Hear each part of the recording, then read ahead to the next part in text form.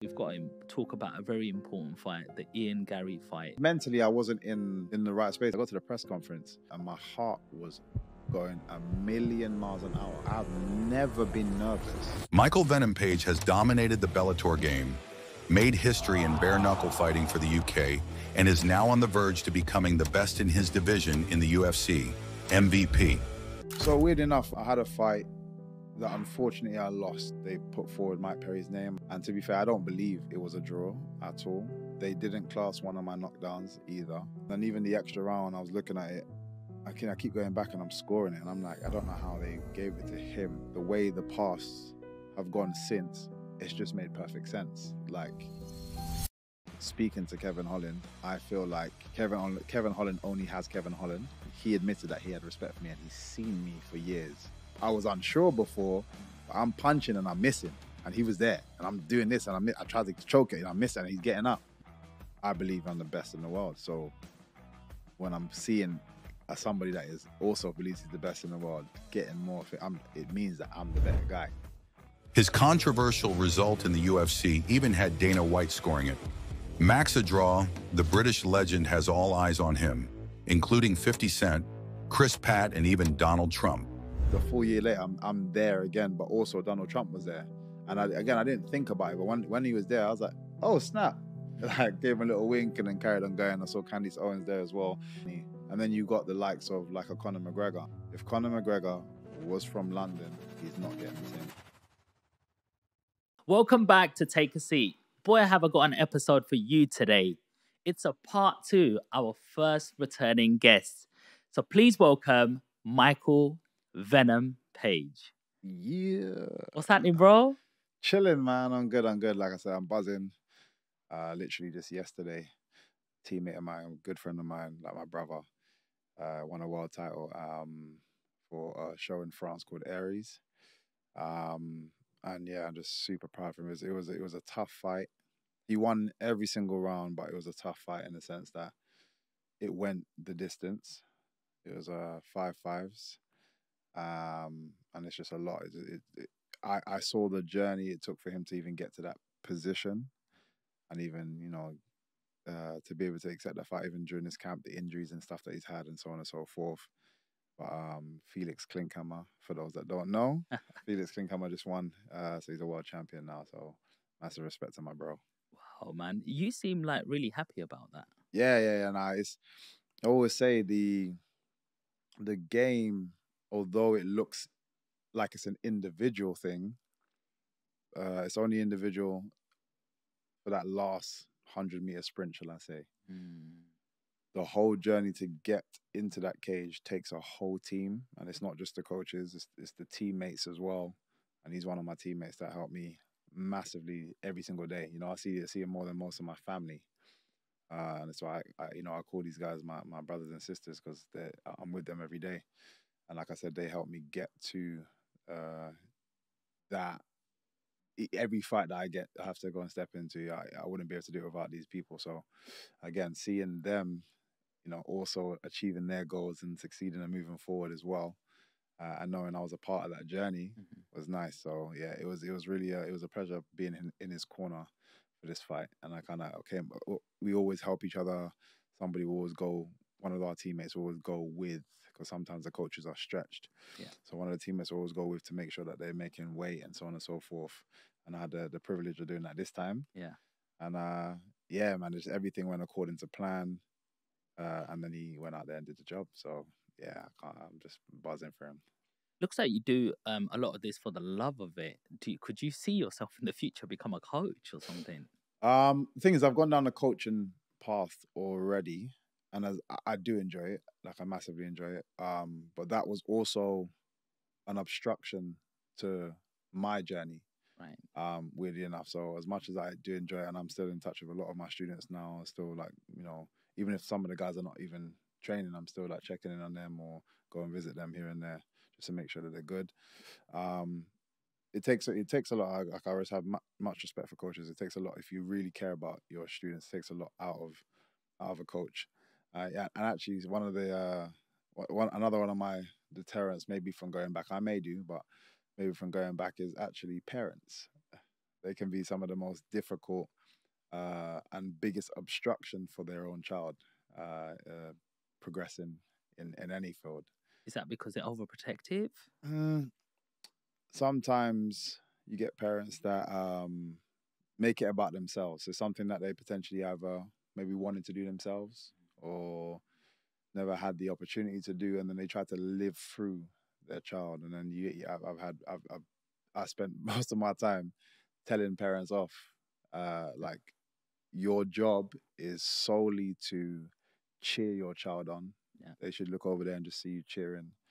When they come to you, if they're upset, you know, you encourage them, cheer them on again, and all you keep telling them is to go and speak to your coach to find out, you know, go and speak to your coach to find out what you need to do next. They'll support you and push you in the right direction. Support you and then push you back to the coach. But then you get parents on the side like, yeah, you should be doing this, you should be that. No, you should be doing. And it's like you haven't got a clue. Yeah. So you can't be the coach and the parent. It's very difficult, especially if you haven't actually gone through that journey. But a lot of these people, they try to take over, and it makes it actually more difficult for if you don't have a strong enough coach to be confident to go over and tell parents like, just sit down and shut up, basically. Yeah, you could be a distraction to a lot of your kids. Do you see, because UFC, like, and fighting in general looks like a sport that you're just by yourself in the ring. You say there's a whole support system, there's a family system behind it. Are there certain fighters who have certain attitudes as well, who don't want to play the team game, and it's like, I'm in this alone, don't need your help. Yeah, it's your job to come in and help spar me or something, and that's it. I don't want a relationship. Do you have fighters do that as well? So I'm fortunate to be in a gym that the biggest ego in our gym is our coach.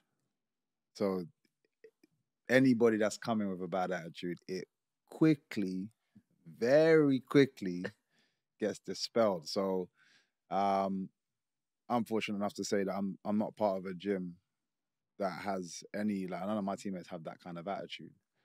And for those that like kind of showed a bit of that attitude, didn't last long. They left the gym. So I'm fortunate, but I have heard stories, you know, in other gyms and so on and so forth. But everyone's individual. Like, whatever it is, whatever traumas that they've had that have got them, you know, in this direction, is still gonna play a part.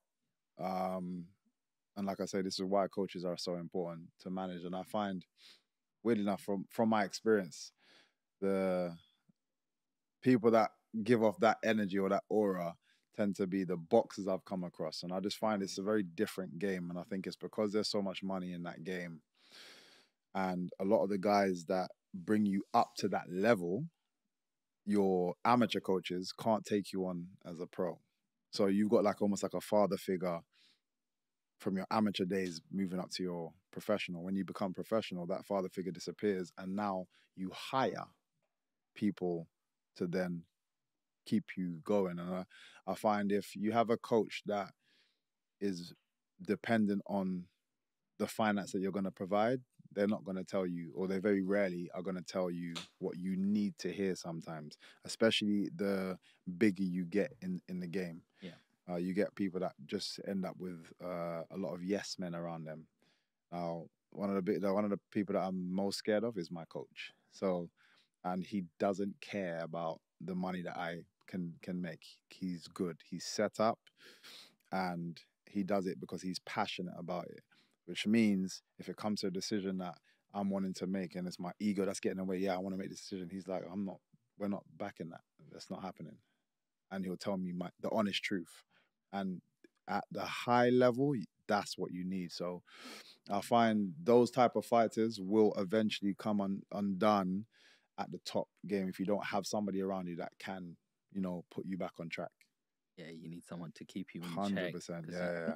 Quickly think you're bigger than the coach, then the industry humbles you. 100%. So yeah, it's, again, each to their own, and I'm sure people can make it in however, but I say 9 times out of 10, it has to be done with somebody that's got your back, 100. and I can tell you exactly what you need to hear. Nice. Mike, last time you came was last May 2023. Mm-hmm. A lot's happened since then. At that stage, you was transitioning from Bellator. Talk to us. What's been going on? Like you said, a lot's happened. I'm trying to think where to start. Ask me. I'm terrible with that kind of stuff, so I'm trying to think. So the fights between then and now and the likes are literally last 12 to 14 months. Yeah, my bare knuckle would be involved in that now. Mike Perry? Yeah, so the bare knuckle's involved in that. What made that one happen? So weird enough, I had a fight that unfortunately I lost. It was a tough fight. Very stylistically. But I'm talking about the fight before the bare knuckle fight. Right. Okay. So stylistically, it was Storley. Yeah, who's a wrestler. So it was for the interim belt, and it would have allowed me to then fight for the person who had the belt at the time, which was Amasov, exceptional fighter. And again, it was just a bit of a bore in the sense that he came in, and I find it a lot with my style and the way, the attributes that I have, people sometimes come in to survive the fight, not win the fight. Yeah. Obviously, with doing that, they can win the fight in terms of like the judges will award them the decision, but they didn't come in here to actually beat me up. And I feel like if you're in a combat sport, the main aim of the game, obviously, if you get two talented fighters and it goes the distance because they're talented but they're both trying to go at each other, but it goes distance, that's where the judges should come in. But you shouldn't go in there saying, I'm going to make it a judge decision, if you know what I mean. And I find a lot of people, because of my style, get so worried that they even the way they grab me on the ground, it's like they don't want to let go. They don't want to do anything.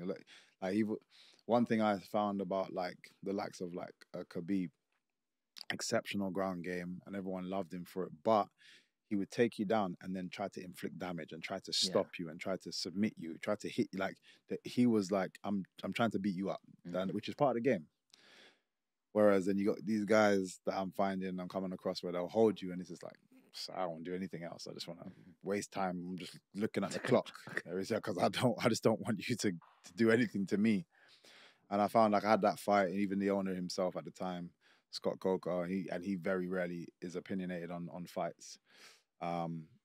He came out, I was like, yeah, I don't think, Storley should have won that. He didn't do anything and so on and so forth. But then straight after that fight, because nothing had happened to me, I'm fresh, like still ready to go. I'm like, yeah, I want to get back in. Like I'm eager to get back in. And they were like, we don't actually have another fight for you until, I'm sure it was like the end of the year or beginning of next year because of all the slots and nonsense. But I was just like, I'm not waiting that long. You want to stay active. I want to stay active. And I'm, again, after going through such a hard camp, to not really not feel like you've got any of that energy out. I was like, nah, I'm not waiting that long. Like, because they've allowed me to box before. So I've said to them, like, I'm going to try and get a boxing fight. And they're like, yeah, no, fine. Just let us know. This is Bellator. Okay. Weirdly enough, about a week later, my coach was like, random one, up to you if you want to do it. David Hay is doing some work with BKFC. And David Hay's good friends with like the team, us, actually boxed with him first. And he's like, he mentioned your name and everyone was excited and they were like, they would love you to fight. Would you, if you want to take it? And I was like, if that means I can keep active, then let's go. Yeah. They put forward Mike Perry's name. I was like, that's a great name, great personality. Yeah. Like to just kind of for the build up as well. Went back to Bellator, told them about it, and they were like, cool, no problem. Obviously, again, it's hard for them to say no at that point because they don't have a fight available for me at the time. And they were just like, yeah, cool, no problem. It's a good time. So that's when I ended up doing the bare knuckle. Yeah. Have you done one of them before? No, never. It's weird.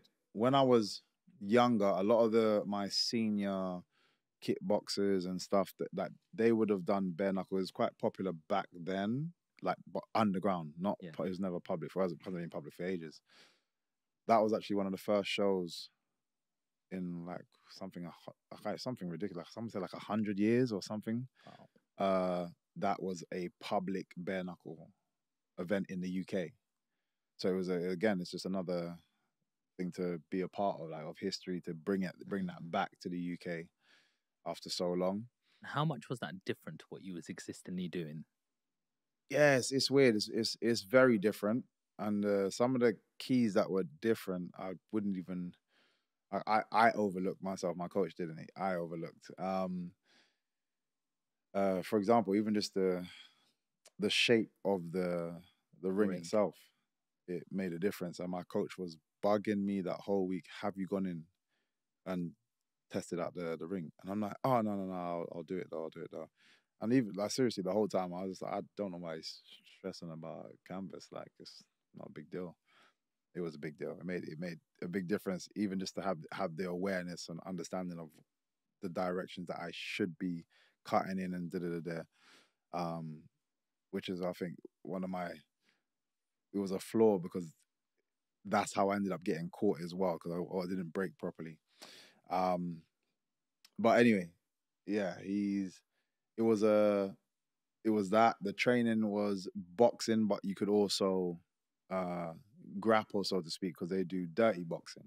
Right. So they allow you to clinch and throw punches while you're clinching. Okay. Which for us is okay because we're MMA fighters. But the guy I'm fighting is also a previous MMA fighter, so he's gonna have that kind of knowledge and understanding as well. Whereas if I was fighting a more like a boxing guy, it would have suited me better. So we had to do a little bit more like clinch work, which is great to do. And then obviously the difficult thing is you can't spar bare knuckle. There's too much cuts and whatnot. So the most you can do is spar in MMA gloves, which again, we're used to, but the impact of a knuckle to a glove, no matter how thin, is very different. Apologies, I'm going to turn that off in a sec. But it's very, very different. So just everything is damaging. The smallest of shots, there's shots that guys can normally walk through. You know, you take a jab and you can just ride through it. And you take this jab, you swell. You take this, it grazes you, it cuts it. It's way more damaging. Wow. So these are the differences. Is it more painful? It's more painful after, I'd say. But again, and I use this example because people are like, oh, you're not going to be used to it. But my example was, in MMA, the only real difference is the hands. I still get to kick people and elbow people, and like you still do feel bone on bone at certain times. So there's no real difference, really. And again, I don't really feel any of those things until after the fight. Like there's been many a times after a fight, I'm like, what the hell? Why's my leg hurting? And I'm limping down the road, and it's because there was one or two kicks that caught you during the fight. Like in the fight, it doesn't mean anything. The adrenaline's too high. None of that means anything. But straight after, you're like, I remember. So like, yeah. So again, same thing in the bare knuckle. Hit my face was a balloon afterwards. My hands were swollen, like both hands. But I feel like I recover like Wolverine sometimes, because literally the following weekend was Carnival, and I was no one could tell. Like I was just, everything was back to normal, and I don't cut I guess I got thick skin. I don't cut easy at all, so I had no cuts or anything. Wow. I felt so bad looking at you when I saw you and your eye and everything, and because I know you, I like, when I watch the footage, it for me, I don't know where it comes from, but I look at you and I'm like, I know him. I don't want him to get hurt. And is he okay? You know what I mean? Yeah, it makes a difference when you know someone. Because I say, like, I'd walk into a war all day, but when you know someone is walking in, you like changes your belly's like running and so it's very, very different. Something very interesting happened in that fight. They called it a draw. And then they said, in this case, we got one more round. And it's like, how do you prepare for that? To be fair, we already know the rules ahead of time. I'm just not expecting it to go to a draw. And to be fair, I don't believe it was a draw at all. They didn't class one of my knockdowns either. So it shouldn't have been a draw. Obviously, he got a knockdown. They didn't class one of my knockdowns, and then they said it was a draw. So technically, I'd won that fight. If they actually classed the knockdown. And then even the extra round, I was looking at it. I keep going back and I'm scoring it. And I'm like, I don't know how they gave it to him. But sometimes just in the moment, I'm not going against it because I love Mike Perry. I kind of, the way the paths have gone since, it's just made perfect sense. Like, that win set him up to those continuous wins and to just be the guy that and the character that he is now.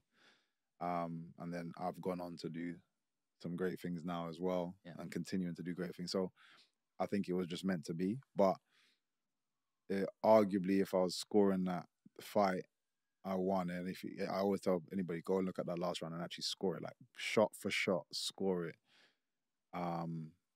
Yeah, it's very different. Like, you'd probably see it differently.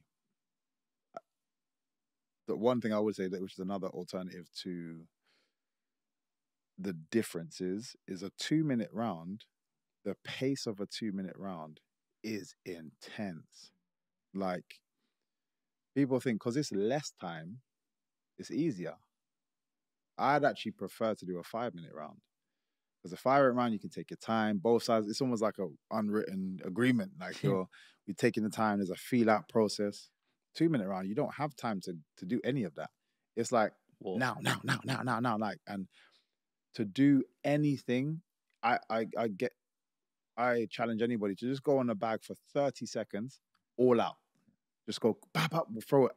Forget technique, just power on a bag and see how knackered you are in 30 seconds. So imagine that kind of pace for 2 minutes. It's a difficult game, very, very difficult. And I respect everybody that's in that game. And like I said, obviously Mike Perry's been doing really well, bar his last boxing fight, which is very different. But in the actual BKFC, I believe he's the world champion now as well. Yeah, he's a tough guy. Mm-hmm. How do you get over a situation where, you know, other people can relate to this? You know, they might not be fighting, but they want decisions to go their way in life, and they feel that they've been treated unfairly. Could even be a manager who goes, "You're doing great. You might be top of the leaderboard. Sorry, I want this person to actually. She's my favorite." Mm-hmm. You know, like, how do you keep yourself motivated and not take it the other way? Like, I hate this job, I'm going out of it. Or I hate this sport, you're not going to have any more of MVP here. Like, how do you overcome that? Because some people can hit failure and go, that's it, it's the end. But you seem to have this attitude, hey, things happen for a reason. 100%. And I guess it's different because it hasn't just been one side of the coin that I've been getting. I have been successful as well. I have had things go my way as well. And I try to be objective from on both sides and just look at the bigger picture. I think some people they have their blinkers on and a bit too me. And I think sometimes if you take a step back and look from almost a managerial position, I always say the manager has the best perspective because he's not in it. He can stand back, and sometimes we have to change and pull ourselves back to that perspective and be a manager, so to speak. And just look at things a bit more 360 point of view instead of just your own point of view. And I just try to do that as much as I can, just challenge myself. But then the other side of it is a knocked back doesn't mean the game's finished. There's too many examples of people that have lost, and then all of a sudden they're going on a killing spree, and now they've blown up and this and that. And look how long, let's say, Masvidal was he was somebody, but not that big. Then he gets one big knockout. Then he gets another big knockout. And all of a sudden everyone's talking about him, just talking about him. And now he's one of the biggest names in that field just because he had a bit of a run at the right time, couple of amazing KOs. But he's not like he hasn't been KOing people his whole career. It's just that sometimes it's just timing. And if he had given up before, like, oh man, it's not going my way, you know, I'm not getting enough money, not getting enough pay, he would never have achieved what he's achieved now and been getting paid and being able to demand what he can demand now. So you always have to, again, ignore being just stropping over, you know, spilt milk. You can always correct it. You can always clean it up and keep moving forward and correct it. That's just my attitude for a lot of things. I already know. I know and I'm confident in my talents. So I know that regardless of what happens here, I'll pick myself back up and I'll come back and then still progress. Nice. You said in the Mike Perry fight, one of the things that you overlooked was the ring. Mhm. It reminds me of a situation where Tyson Fury was going to be fighting, I think, Vladimir Klitschko, Mhm. and they were going to call the fight off because they said like the floor was like too springy or too soft or Mhm. something, you know. And everyone was like, "Why are you being ridiculous, etc." And he was like, "No, I'm not going to do this. That's what he likes. Mhm. That's perfect conditions for him." Mhm. Do you agree that there are like some tactics that are going on in the background as well? Boxing more so, because again, fighters have a bit more say, especially if you're partnered with the organizer, or it's your show, so to speak. You're the favorite, blah blah blah. So there's definitely a bit more of that in boxing. MMA, no, not really. It's a lot more difficult to have things your way. But yeah, those things do make a difference. Like an easy visual for me to give people is in tennis, you have people on, is it the gravel, and then you have people on like the turf. Some people are way better on one than they are in the other. So you see maybe even they can play the same person and it'd be such a drastic difference because of the terrain that they're on. And it's the same for us. Like, he's saying if he's not accustomed to such a spongy thing, it's going to sap his legs. He's going to get way more tired, way more quickly. Therefore, he puts himself in a lot more danger against somebody so talented. So yeah, he's very right to be aware of these things. Some guys, especially again in boxing, it's down to the gloves. They're like, nope, you can't wear those type of gloves. You have to wear these gloves. And it's always normal. Like, our managers and coaches will go into your changing room to watch you wrap your hands. No, we can't accept those wraps. Even down to the wraps. Yeah. You can't wrap it like that. It has to be done differently. No, you have to change the gloves. And there's a war these are things that nobody sees. There's battles and arguments behind stage before you even walked out. Wow. So yeah, these things do matter a lot. And you need to have, again, even down to that side of things, you need to have a strong coach, strong team supporting you to make sure things are as much things are in your favor. For example, there are guys that get to big fights, and I still don't understand how this happens, but they get to big fights. I'm gonna use myself as an example. One of my opponents, my past opponents, who was coming in for the weigh-in, he was chilling on the couch. So all the fighters to kind of sit down and then one by one go up to do their weights. So this is before the public weigh-in. So he's chilling on the couch over there, and he just like Kush, he had his headphones on, he's just lying down. So I'm like, yeah, this guy's obviously made weight. I've just finished making my weight, so I'm waiting to go on. I jump on the scales, perfect, boom, bang on, no problem. Go and sit down. Go and start to rehydrate. One of the organizers comes over, speaks to my coach. My coach is like, nope, don't care, not happening. So I'm like, what's happening? He come over to me, he's like, they're saying that he's dry, which means he's struggling he's not sweating anymore. And he was, it's like 1.5 kilos over. Now, he's obviously, like I said, the fact that I've walked in and he's just chilling, not trying to even continue making weight, says that he's like, I'm just going to go to, because you get a 20% pay cut that goes to your opponent. So he's like, I'll accept the pay cut, is what he's going through, because the win means more sometimes. And that weight advantage makes a difference, because when we rehydrate now, remember, I've dropped down a little bit lower than you. When we rehydrate, you're that much bigger than me. So those small things play a part. And my coach is like, we won't fight. And it takes a strong person to be like, we've just done all of this, because not only are you disappointing the organization, but me as well. Your own fighter. Again, if you've got a weak coach and they fall into that pressure of like, oh man, I know you've done all this. I've just made weight as well. Stress and making weight is a headache. Stress my body out, stress yourself out to make the weight.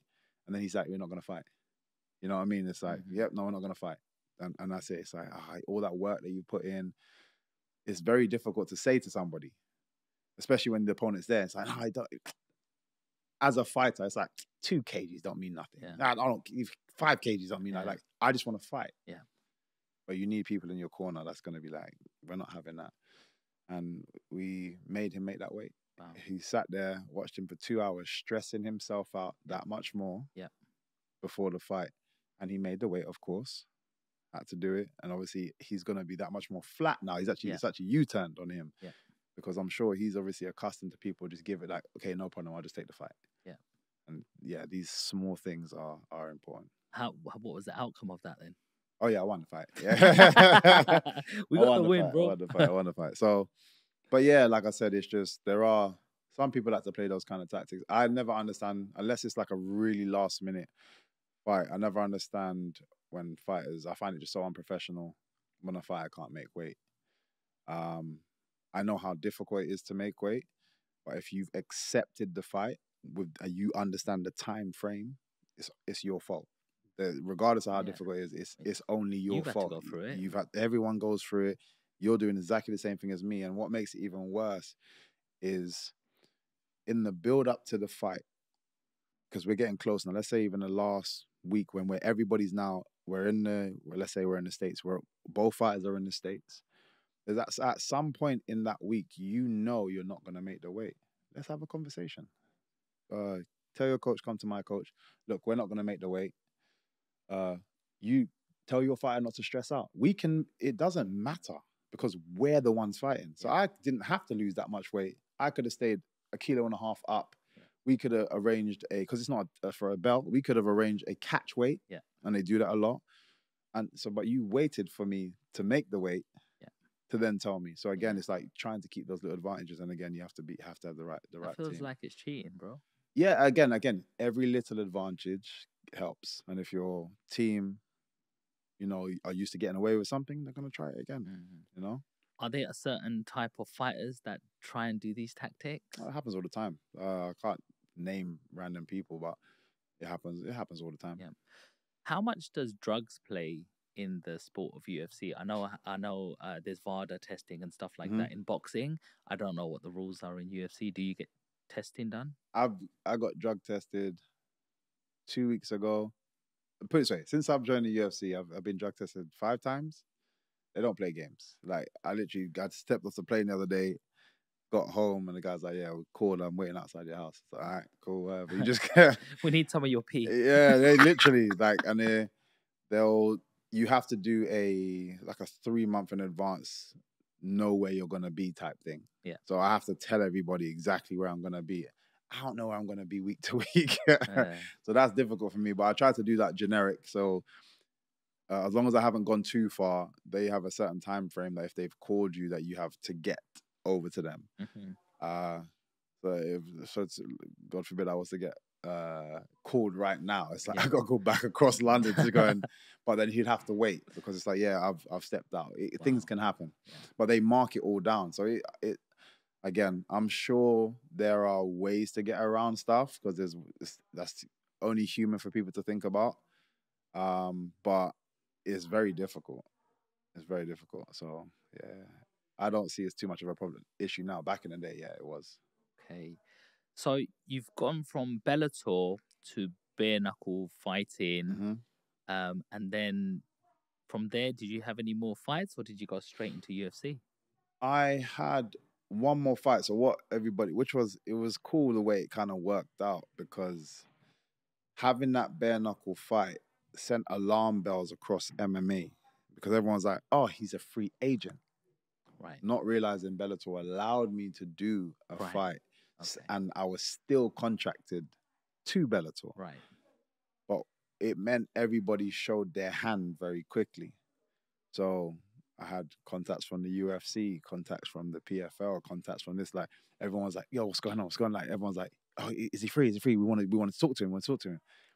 And it's like, he's not, but we'll get back to you as soon as it's like, well, now we know you're interested. Now you know you're curious, which was it wasn't intentional. It just so happened to land that way, but it worked out really well for me. So I went back. I had one more fight after that, which again, I damaged a guy. That in bare knuckle or that was in MMA back in Bellator. Okay. It lasted 26 seconds or 27 seconds, something like that. But again, and I don't know how I keep doing this, but it's not intentional, I swear. But I landed a kick on a guy and it split his patella. His knee basically just again, I don't get it because I don't feel like I'm that tough. I'm a bit bony, but I don't feel like I'm that tough. You but ripped Cyborg's that's what I head mean. apart, Like, I just feel like I'm bony or something because even like the kick on the guy's nose, I've never seen a guy's nose break like that. They're just things that have happened. Unfortunately, it hasn't been to myself, but there's things that has happened that, like injury-wise, that's just been wild to me. Like I don't get. And I got it. Blessings to him. I stayed in touch with him as well just to kind of see how he's getting on. He's not only has he made a full recovery, he's already had two, like a year later, he's had 2 MMA fights back. He won his first one back, and I think he just lost his second one, but it was like decision. So like, but he's good. So it's good to see. How do you switch that emotion on and off? Because I know you're a very kind person, you know, and you're a very humble person. But obviously in that ring, you've got to be, it's you or me. Yeah. And it's not going to be me. And when you inflict that sort of pain and that sort of damage, how do you not sort of feel guilty about it? And you just said, just had to do what I do. And with that emotion, or do you feel that emotion? During, it's very difficult to be on both sides and be vicious and emotional. You have to pick a lane. It's very difficult. Otherwise, every time I land a punch, I'll be like, sorry, are you okay? Like, you couldn't do both at the same time. So, yeah, you have to pick a lane. And I think everybody, regardless of who they are outside, everybody has a fight persona. My fight persona is MVP. MVP is a very selfish person and is going in there for the kill. Michael Page on the other side, like, you know, very different person. Both sides have aspects of each other. It's like what's the word I'm looking for? Like alter ego that is just coming out. And I always try to draw people down to people, like obviously a lot of people, especially in this country, into football. So if you watch football, I use like Wayne Rooney as an example, or even Paul Scholes. I'm a Man United supporter, so Paul Scholes let me use Paul Scholes because everybody talks about how vicious this man was. Running, he's trying to take off your legs. Patrice Evra tells a story about him doing that during training. Like, you could injure me, which affects the whole team, and he doesn't care. Once he gets into this mode, he's an animal. Try to interview that guy afterwards. Like, yeah, oh yeah. He's so nervous. Where is that animal gone?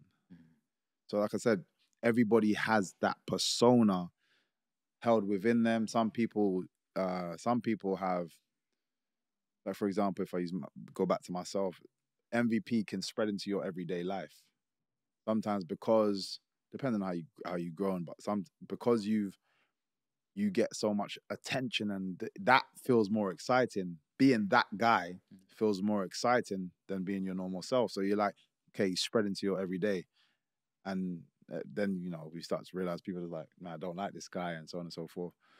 I've been fortunate to have just the people around me, the upbringing, and I'd definitely say martial arts is a big key for me.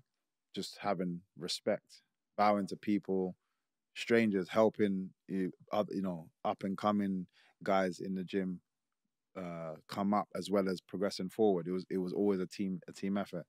Just all these different things that I learned through martial arts kept me grounded as a person. So MVP stays when, you know, comes out when it's necessary and doesn't spread into them every day. Fortunately, not everybody has that. But for the most part, people have a performance self and then have like how they are. Wow. Thanks for explaining that to us, man. That's just like, it's like a Clark Kent and Superman. Yeah, literally. You know what I mean? It's literally like that. You're just like, you know, I'm cool, and the next one. Yeah, it is literally that. That's, you know, that's the best way to put it. Love that, man. No, just so present listening, bro. It's just amazing hearing that sort of stuff. So let's talk about the fight you had with Kevin Holland. Yeah. I really enjoyed that fight, actually. It just really made me appreciate how much of a striker you are. You know, them punches, the spinning elbows. Man, I don't know how you got that flexibility. I can barely just do this. Your elbows are already over there. You know what I mean? And yeah, let's go through that fight, because there was a time where he kind of, I thought he got you, the way he locked you, and then I don't know what you did, and you just got out of it. And it was like, how do you, someone's in their best position, and you've just like come out of it? Like, let's talk about that fight. How did you prepare for that fight going in? Again, I always try to just, I always see it as, if I can be better than my previous self than my opponent, I don't really care for my opponent. So as much as I know, I'm a fan of Kevin Holland, and even when I was speaking, it was Hunter Campbell, who's like Dana White's right hand man. He's the one running so much, man. He's an amazing guy, such a cool guy. He's the one that kind of signed me on. He's like, look, this is the partnership. You need anything, you speak to me. You know, you got any ideas, speak to me. But when he was kind of initially had our meeting about signing to UFC, he was like, how do you see your run? I was like, put me in the deep end and see if I can swim. Literally, because there's no point in me wasting time. I've been in the game long enough. I don't need to be built up. I think people are aware of, you know, my talents if you're in that space, and you know what I've done. So it's not like boxing where some people say you got ring rust, you need a warm up fight once or two before you go up, or I think everyone's different. Everyone's different. Some people feel the need, and I always say, if you believe something, then it's true. So if, as a fighter, I believe ring rust is a thing, then it's true. Me as a fighter, I don't believe in ring rust. Right. So if I'm out for 2 years, when I come back, when you see me on the show, I've done the training that's necessary. Ring rust doesn't mean anything to me. So that's my belief. So that's the thing. So I literally like, throw me in the deep end. And I had a feeling out of everybody, because regardless, as tough as everybody thinks they are, they're not stupid. They're, you know, smart fighters, shall I say. So there would have been a lot of people, when my name got mentioned, they wouldn't have put their hand up to go first. Just because it's like, I've seen this guy as well. He just looks tricky. Let me see how somebody else deals with him. Because the question is, can he do it at top flight? Can he do it at the top level? All the fighters, they're like, I don't want to be the one to find out if he can. So, but I knew it would be somebody like Kevin Holland that would be like, I'm game. Like, let's go. Let me try and find out what's going on. And that's why I think that's why everyone loves him, respects him, because he's just about it. He doesn't care. Yeah. Before we even get to that point, Michael, how did the UFC deal come about? Like, you know, how did you come out of Bellator? Was your contract ending? How do you broker a new deal? Like, let's talk a little bit about business, bro. Yeah. So, as I said, my last Bellator fight, now I'm actually free. So Bellator will give you a certain time limit for them to negotiate. And this happens for all athletes, which is why when your class is a free agent, everyone's like, well, why hasn't he now signed to somewhere else? Things can't happen immediately. So Bellator, being the organization and a smart business, I guess, they give themselves a certain amount of time, stress-free, from nobody else. So you're not coming to me saying, yeah, well, these guys offered me this, these guys. All you have to deal with is me. So again, smart. So I had to go through that phase, but I was already in the mindset of, I just want to be a free agent. I don't think you guys value me the way I value myself. And what I mean is, like, financially speaking, you guys value me as an asset of the company, but your price tag to that is very different to my price tag to that. So I'm like, regardless, I'm going to be a free agent. So, but I let them know that early. I was just like, letting them know that earlier. But then it's like, cool, I'm free to just chill. I had to take my time, and everyone's asking me questions. I'm like, I'm handcuffed right now until a certain period is triggered. Once that period was triggered, then, you know, everybody came. How did you get in touch with like Dana White? So, like I said, the bare knuckle fight meant everyone got in touch with myself. Okay. Or my team, you know. How does that feel? Yeah, it's nice. Like, again, it shows that I was as valued as I thought I should be valued. So then when things was happening, my coach was laughing, just like, cause this worked out so perfectly, unintentionally, but it just worked out perfectly, because everyone's like, yo, what's going on? Like I said, they all came in, and I've got the best manager in the world, in Audi Attar, for Paradigm. He also manages Conor McGregor and roster of other amazing athletes, but he's at the top of the game. He knows exactly how to play things, and I trust him with that as well. So, you know, he's having a few conversations and so on and so forth, and it got to the point where Hunter was like, I'm going to be in London. There was a UFC, I don't remember what UFC it was. I want to say it was the one where Tom Aspinall injured himself, I believe. But yeah, either way, he's like, I'm going to be in town for the UFC. I want to have a meeting with him. So me and Audi met Hunter, and we just hit it off straight away, man. Like, he was like, yeah, okay, I feel your vibe, man. I like your vibe. Just as a person now, just, you know, we need to figure out how do you see it navigating, after, you know, when we had that meeting, it wasn't about finance. It was just about how your journey would play out. It was just, you know, after the fact, I'm now done. He's, you know, he likes me. I'm done. I go back to just getting back to training. Audi and him go back and forth.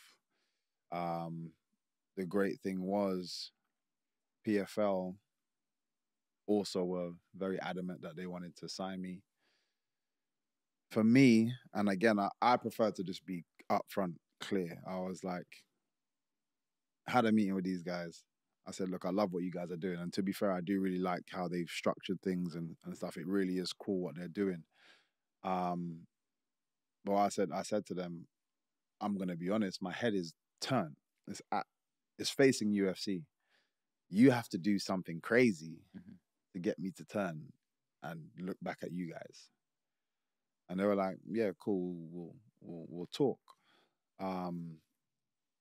Audi sat me down and was just like, put your dream contract together and be ridiculous, and then we'll just send it to them, because it doesn't matter, because my head's already this way. Yeah. I was like writing random stuff. How much did you write, bro? How much was it? It was a lot. A lot of zeros, yeah? It's a lot. I was just writing random stuff. I just asking for like puppies and stuff. Like, just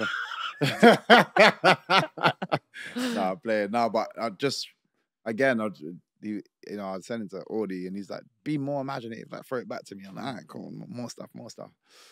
And cool, you know, we sent it over to them once we kind of came to it. Sent it over to them, and it wasn't just. It was weird. It wasn't even just fighting opportunities in terms of like pay a fight.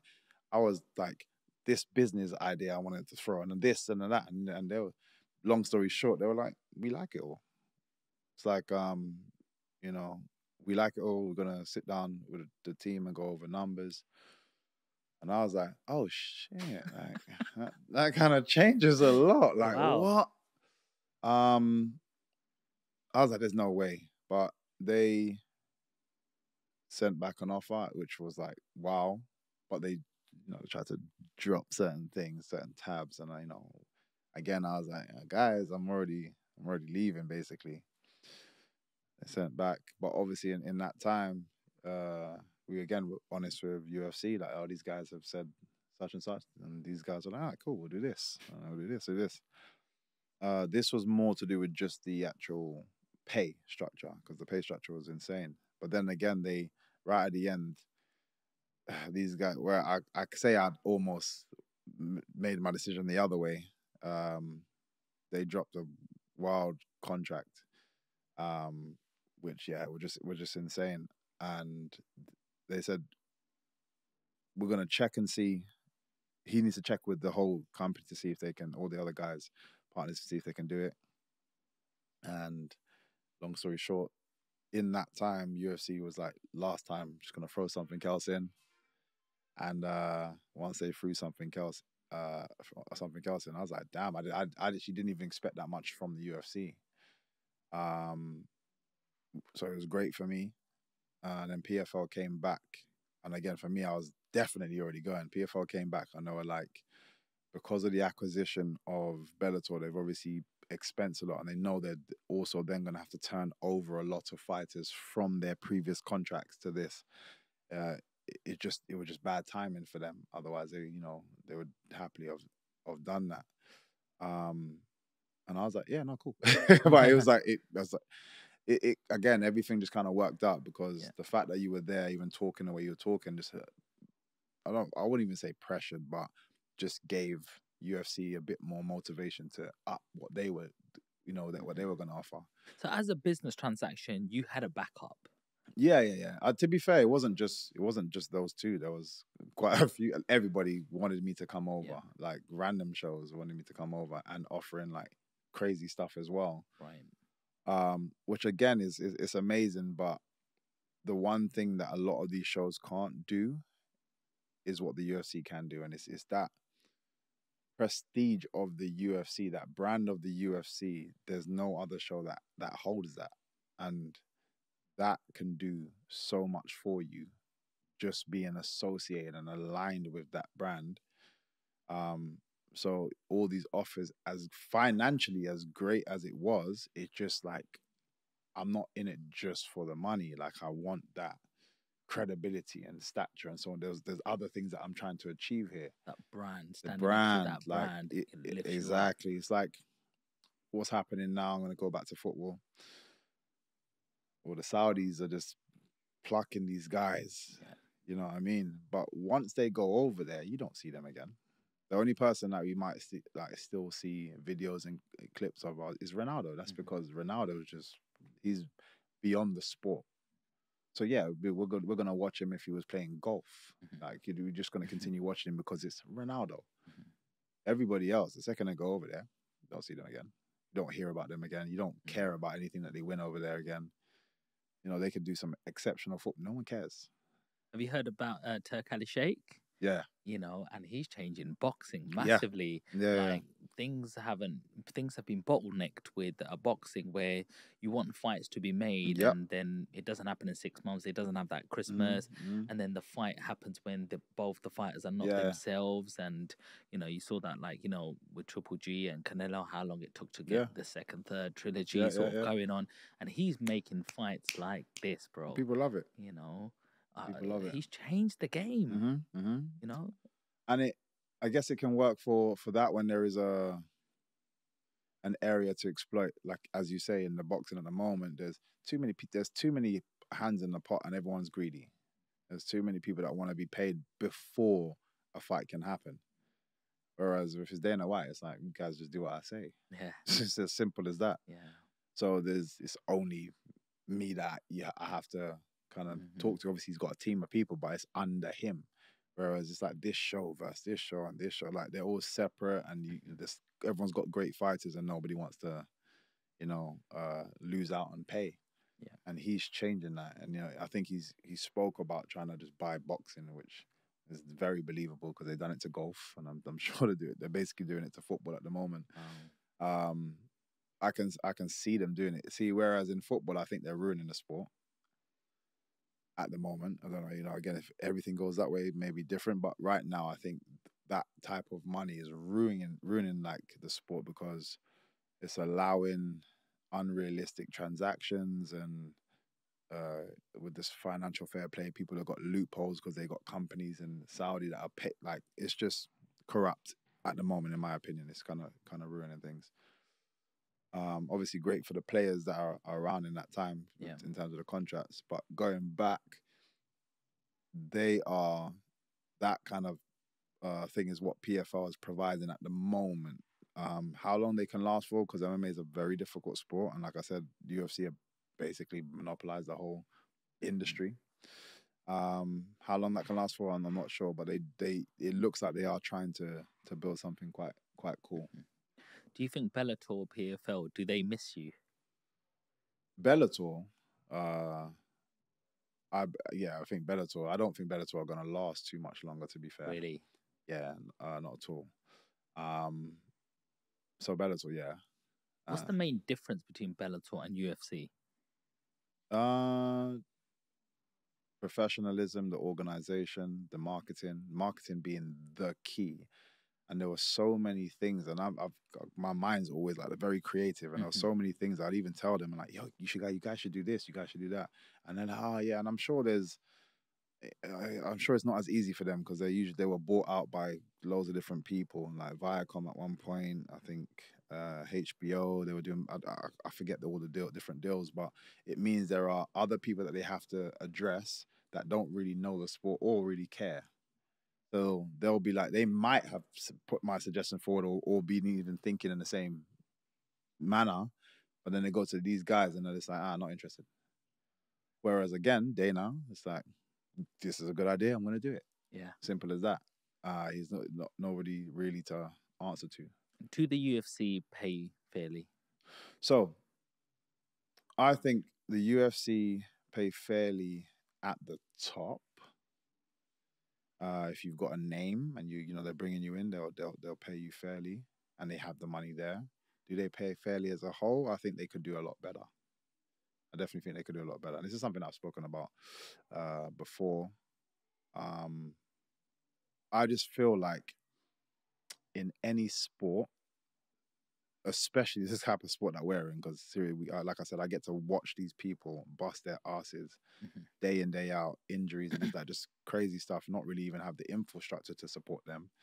So they're having to find their own physios and their own this and their own that and pay out of their own pocket to do so. My thing is, when you get to the top of the game, which UFC is, these things shouldn't be an issue anymore. One thing that is unbelievable that the UFC have is the Performance Institute. And that is giving people that kind of backing now. So like before my fights, I'm getting massages every day. Oh yeah. Which that was, again, unless I went out and found it and paid for it, that wasn't a thing in Bellator. With nutrition, the PI provide all the food. And it's like, oh wow. So I think that side of it isn't spoken about enough. And now that I'm there, I'm like, oh damn, I didn't realize this is what they're getting.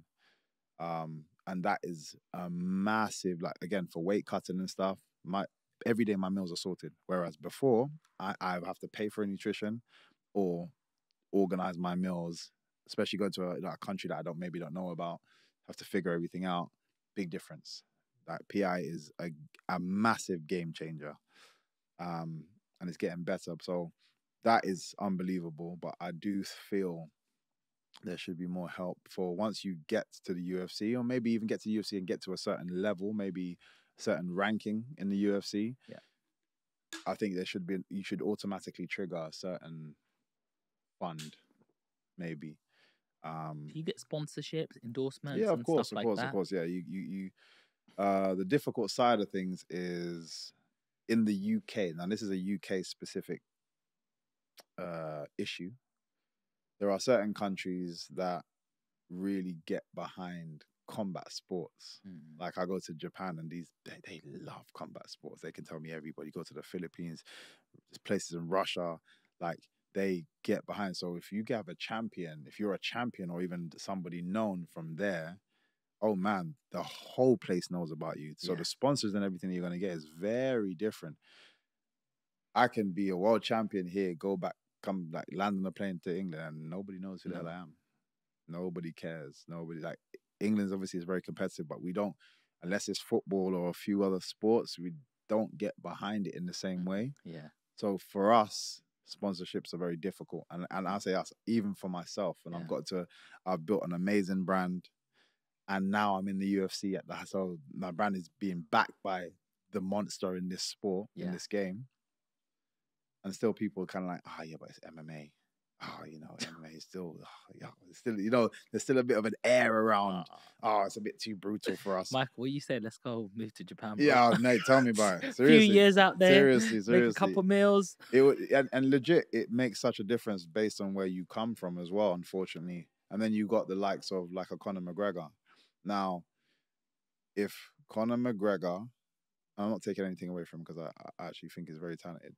If Conor McGregor was from London, he's not getting the same back end. He's not as big as he is, doing all the same thing.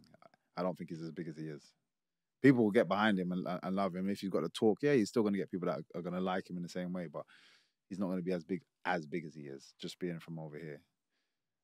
Because people just over here just don't back you. But the Irish now, oh, damn. Different ball game. Oh, I was there when he fought Mayweather. People, and I'm talking thousands of Irish fans, traveled to Vegas and didn't go to the fight. They just wanted to be in the atmosphere. Oh. So they went to the weigh-ins, and it was insane.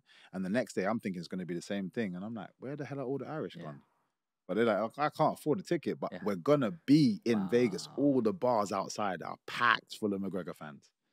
That's like a country that supports you in that way is very different and can help individuals on their journey up. Because one thing that these organizations care about most is how much you're going to be selling for me. So I don't care how good a fighter you are. I don't care to give you the belt, even if you're beating everybody. But this guy, he makes noise, which is why I try to market myself and brand myself as much as I could. But you can only really do so much. But so what do you think Anthony Joshua does differently that, you know, sometimes the whole nation feels like they're behind him? Is it the sport is very different and British boxing is very different? The sport is very different. So again, it's we've had so many more years with boxing. People accept boxing over the MMA. And it's little things as some people are like, oh yeah, but you guys fight in the cage. But people don't understand that the cage is there for safety. If we had a ring, it could injure you because we're getting takedowns and stuff. You know, someone could land on their neck, or you could actually injure yourself. So the cage is for the safety of the fighters. But again, it's just the appeal of a cage. And the fact that you can get cut and have to continue fighting, whereas in boxing, even if your nose is bleeding, they have to clean it up. But again, it's just it looks different. It looks a bit more. So I understand it to a degree. And the next generation, they're the ones that's going to be like, oh no, we back these guys. Those are the guys that when they're like business owners, when they're older, I was raised watching these guys 100%. I get it. I understand the sport. But the other guys, the guys out there now that are making decisions in a lot of these companies, they're not for it at all. But they'll watch boxing. One, they don't necessarily understand MMA. It's a young man's game. I don't understand that stuff. Or they only know one or two people from there. And yeah, they're not looking to back it.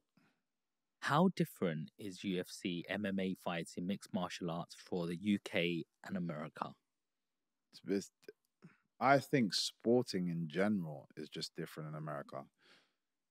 And the reason I say that is because I go back and forth quite a lot. Every area that you're in has a college team that everybody knows about, and then they have the country's football team, basketball team, hockey team, this, that, and everyone down to people that don't care about the sport know about the sport, because the sport is on just rotation on TVs. Every TV is a sporting channel, talking sports. So there was a girl that I was talking to out there, and because there was a parade of people going. I was like, oh, like, what team is this? He's like, oh, it's our college team. There's a guy there that's doing this. And she basically broke down everything. And I was like, oh, so you watch the sport? She's like, no. I was like, what do you mean, no? You just told me everything about the sport. Yeah. She's like, yeah, but everybody knows that. So it's just ingrained in them. Like, I remember going over, we went play bowling on TV. They had bowling on the screens, playing on ESPN. And I was looking over, I was like, oh, that's quite cool. They got, bowling on ESPN. And I carried on bowling, was cracking jokes. And I kept, flicking, looking at the screen. And I was like, man, that guy looks like he was like 12 years old. And then I was like, oh, that guy looks wait, what is this? It was kids bowling on ESPN. Wow. And I'm like, what? Like you wouldn't get to see that in over here. We barely see our biggest sports kids on TV, let alone, which is why I say the Americans just do sport and seem to do a lot of things marketing wise, just bigger and better. Like I said, our biggest sport being the football, you don't know when the kids are, where they have draft picks and it's a big thing. Everyone sits down watching TV. Who's this college kid that's going to be going to what team?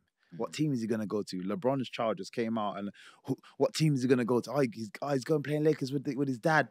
Everyone loves that stuff. And they're sitting down watching a whole show of just kids standing up and walking on stage and like, oh, I've signed to this team and I've signed to that. Sorry, what? We don't have any of that. So that's on our biggest sport, let alone a sport that nobody really cares about. Wow. Wow. And do you think that gives the Americans a lot more advantage going into the future, that, how strong UK is in terms of the sports sort of categories out there, in terms of how competitive we will be against the other countries? Well, you see it I feel, don't get me wrong, we still have a talented nation. And we always are reminded of it during the Olympics. But then I find after every single Olympics, the UK's got all these different protocols that they've now implement in schools and stuff. We need to start to develop our and it lasts a year. And then they're like, so it's all done now. Or the funding didn't go well, or whatever it is they want, whatever excuse, or they're going to move their money to something else. And I remember this from being in school to after school and just hearing about it with my younger siblings, and the same thing happening. Every single Olympics, there was always money to be had for sporting in the curriculum, and then just dies out. So again, everyone gets excited for the Olympics because it's like, oh, well, we didn't get enough trophies and we should have got more trophies and this and that. And a lot of the times, unfortunately, the trophies that we do get come from the kids that were all private schooled. We don't. I don't remember ever having access to a horse, to ride a horse and go do any of that. Or tennis. I actually remember my mum's friend. Her daughter was playing tennis at private school, and a private club. Sorry, obviously very expensive. My mum could never afford that. They did this thing where you could bring your friend in, and she asked me to come with her. I smashed all the kids. I was 9, I think, 8 or 9. I smashed all the kids my age, and the guy there was like, he put me against some of the kids that were older. I smashed all of them. No technique, no nothing. I just coordinated, and I'm just like fast and just on it in game. Smashed all of them. So he was like, I want to train you. I want you to come and train. I spoke to my mum. My mum's like, can't afford this. He's like, don't worry about it. Come for free. I just want to train him. No problem. That guy, I think I was there for about just under a year, but that guy left and went to somewhere else, wherever. The new coach that came in, realized that I wasn't paying. I was like, yeah, he can't stay here. And again, he liked me as well. He's like, oh, he's really good, but he's like, yeah, he can't stay here. Money. Wow. So it's like, okay, cool. But this is what I'm trying to say. We have so much talent, but it's not in a position where it's being developed outside of private school. And so that's only where our medals are coming from, when there's so many more talented kids out there. You spoke about the Olympics, and a big controversial topic came up in the boxing category, where that woman beat up the other fighter, and then after people started online bullying and said, oh, she was a guy, and I think she just had natural male testosterone in her body, and I mean, that could lead somebody to want to kill themselves. You know what I mean? Like when the whole world's eyes on you and hating on you for winning. I'm not gonna lie. When it first came out, the article I read was trans woman beats woman in boxing, blah blah blah. And I was online. I said, I hate hearing this stuff. This stuff needs to stop. Everyone's like, back in there, this is disgusting. Yeah, man, what the hell's going on? Then I read another article. Someone's like, oh no, she's a woman. because there was a big debate, and I was like, no, it came out that she's actually a woman, and I was like, sorry, what? So why did they post trans woman? And we were having debates about it, and I was like, I feel so bad. I was cussing more just because of the actual title of what was said, and that's what it was initially. But I've got my own viewpoint on that anyway, and I just hate because it's happened in MMA as well, and I was disgusted. And it was actually a man, a biological man, fighting a biological woman. So I already have my opinions on that anyway.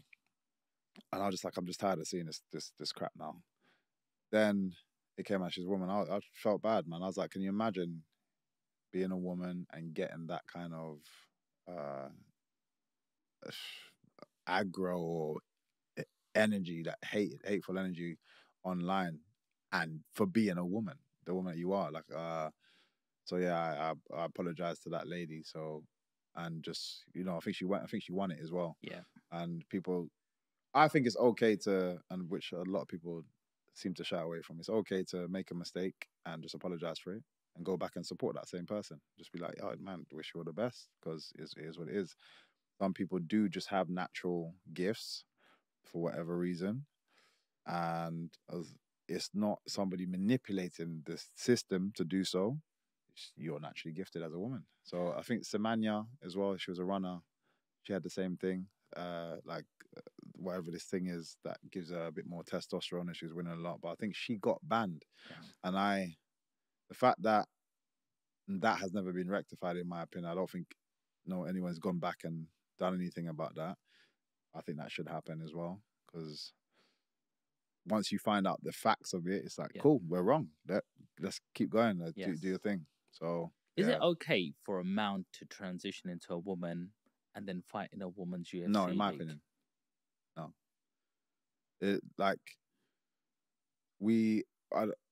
I don't care to debate what people feel personally, because I know that the personal issue is very different. Very different. However you feel is how you feel, and if you truly have belief in it, that's fine.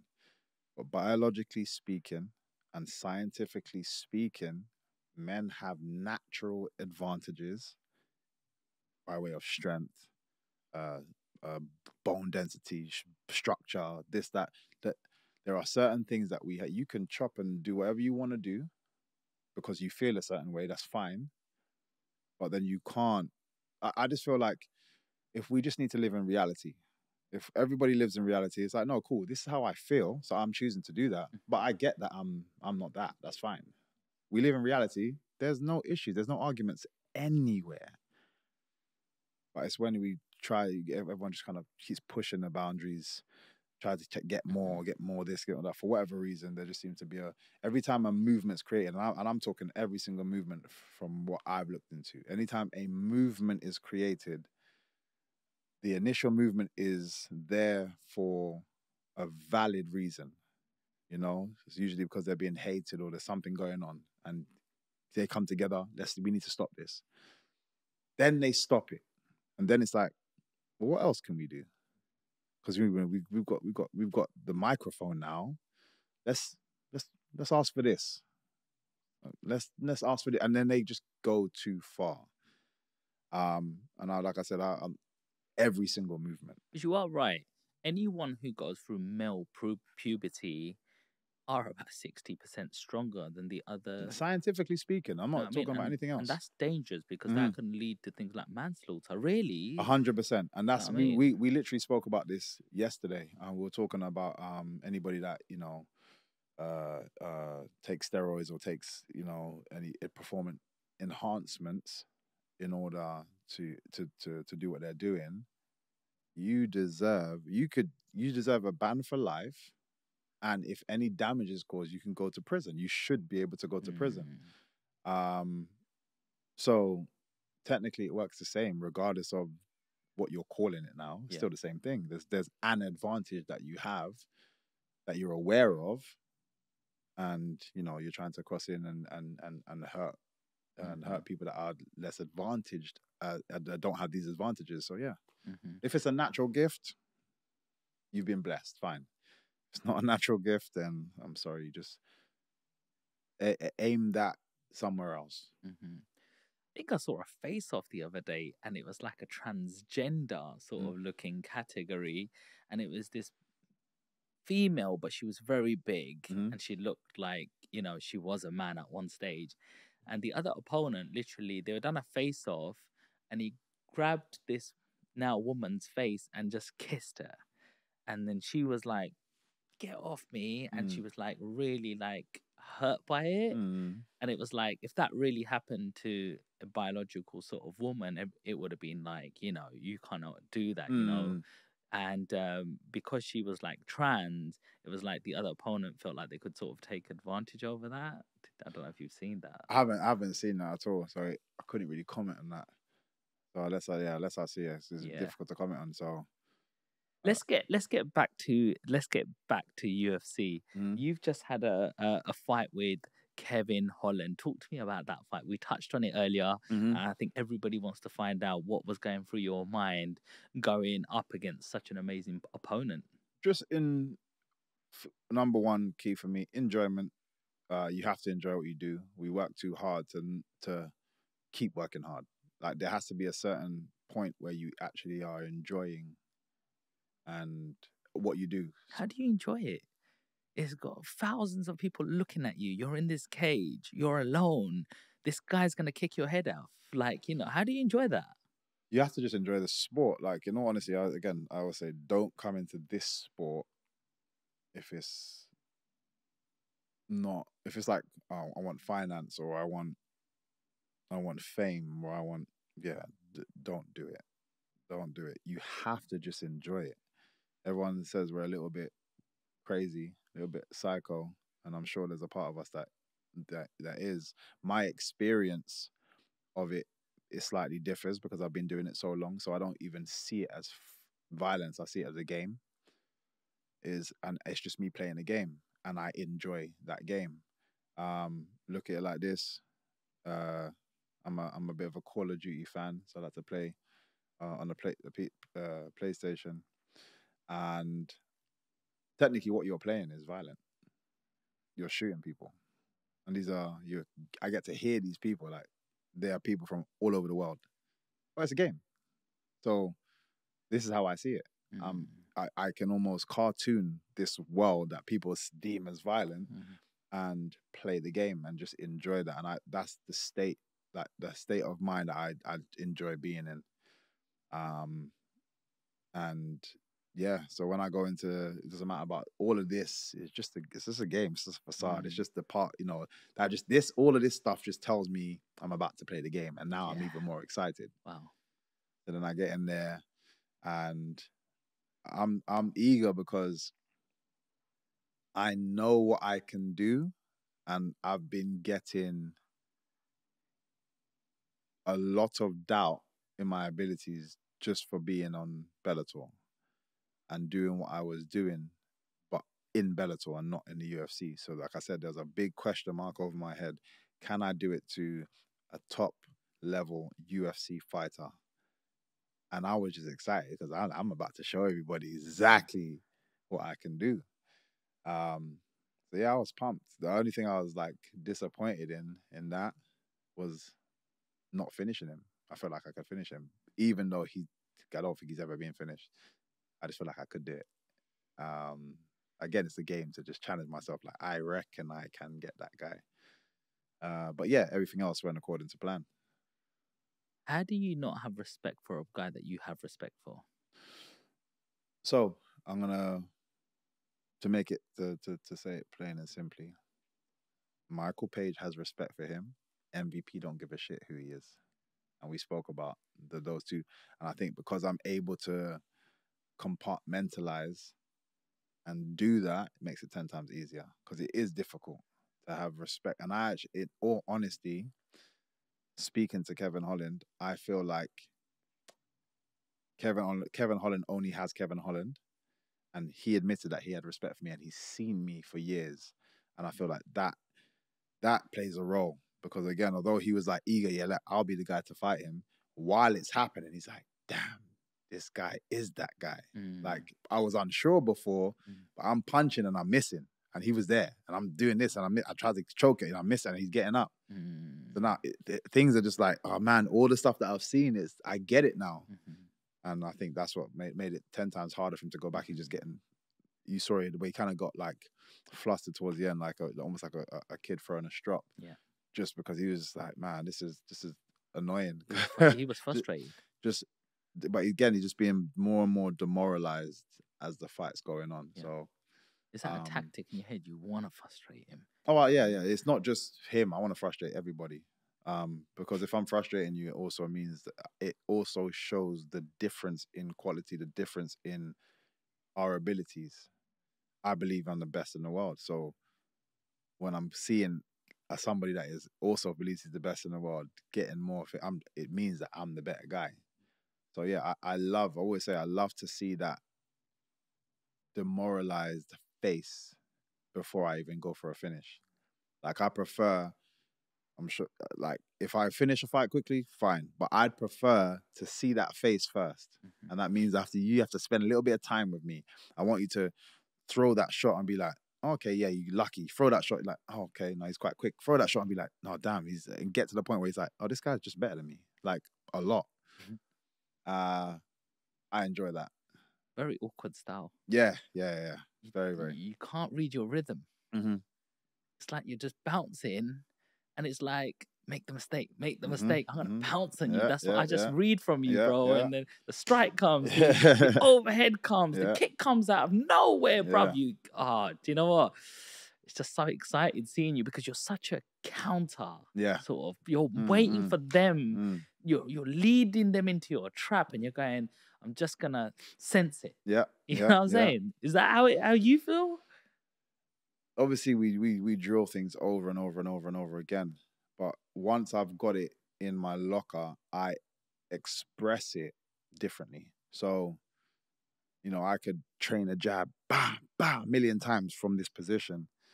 And then you give me the freedom. And I'm like, I'm moving my arms around like this. And I play with the angles and I play with this. And then I still snap from that same position. But it might look differently. My thing is, and I always say the same thing, everybody's training, if you've got a good coach, good team, everybody's training roughly the same. Everybody sees it roughly the same. So when I change my body language and I throw like this and I change, you've never seen that before. It's the first time you've experienced it. So it's very hard. My mind, I'm just such a creative mind. It doesn't switch off. I'm always just on the go for loads of different things. And I just add that creative element to combat sports and it becomes me. When I see a fighter really trying hard and trying to, is the best, etc., you say that they're an all-round fighter. How much of an all-round fighter do you need to be in UFC? Because when I do watch you, I kind of feel that you don't like fighting on the ground. Or it looks that way. Or you try to avoid that way. I don't know. But, maybe I don't know enough about the sport. No. You're a great striker. You're a great counter. But when it comes to the floor, it just feels like, is that something you like, you don't like? See, it's interesting because I obviously I get why you'd have that perception. I get why so many people would have exactly the same perception. Weirdly enough, I love jiu-jitsu, love wrestling. I find that it's such a fun thing. Like, and I actually feel like that's something that I will keep doing even if I stop MMA because I enjoy it so much. It's just not my best asset. I can I've grappled with some of the best. I wrestled with some of the best. I can do it. Obviously, these guys are going to be better than me. They've been doing it at the same time I've been doing the kickboxing. They've been doing that. So they're better than me, but I enjoy it. Like, I love it. I love like the figuring out the puzzle. It's just not my best asset. And I feel like so many people can be, especially in such an ego-driven sport, lead with their ego. And they're like, I'm going to prove to everybody that I can do this thing. I don't care. This is my job. And I'm going to go to the best area of my job. The only time you're going to see me doing the other stuff is if that guy's able to force me into it. Yeah. And you saw again against Kevin Holland when he's got me to a certain position, and it's like, okay, I'm gonna have to use my attributes that I had to use to try and get out of that. How did you get out of it? Because it just felt like he locked you, and then all of a sudden, he wasn't in position properly. Right. He wasn't behind me, so to speak. So he was kind of here, but I was on my side. You have to get right behind, in order to kind of sink a lot of the chokes in. And if you didn't know, if you look at my latest fight, I'm very difficult to choke. Everyone, I always say in jiu-jitsu, everyone's got a superpower. There's some people that are like mad flexible arms. You try and armbar them, it's not happening. You can do whatever the hell you want, it's not happening. There's some guys like bendy feet. You try to like, everyone's got their thing. Just based on our attributes as men and women. And for me, I don't know what it is, but I'm just very difficult to choke. So yeah, like I said, in my last fight, he had the full position, and then still wasn't able to finish it. I saw that. I saw that. I was like, does he have like esophagus that just moves out the way and go, you can carry on doing that, but it doesn't affect me? Because you were just like, is this happening? I swear to God, bro. I was adamant he was never going to choke me. I was adamant. I was like, I literally consciously said that to myself. Like, there's no way I'm getting choked right now. How did you celebrate that win? Same thing I always do, to be fair. Like, nothing changes because it's that. It was family. It happened to be, which was just, again, alignment, stars align. Like I said, things happen for a reason.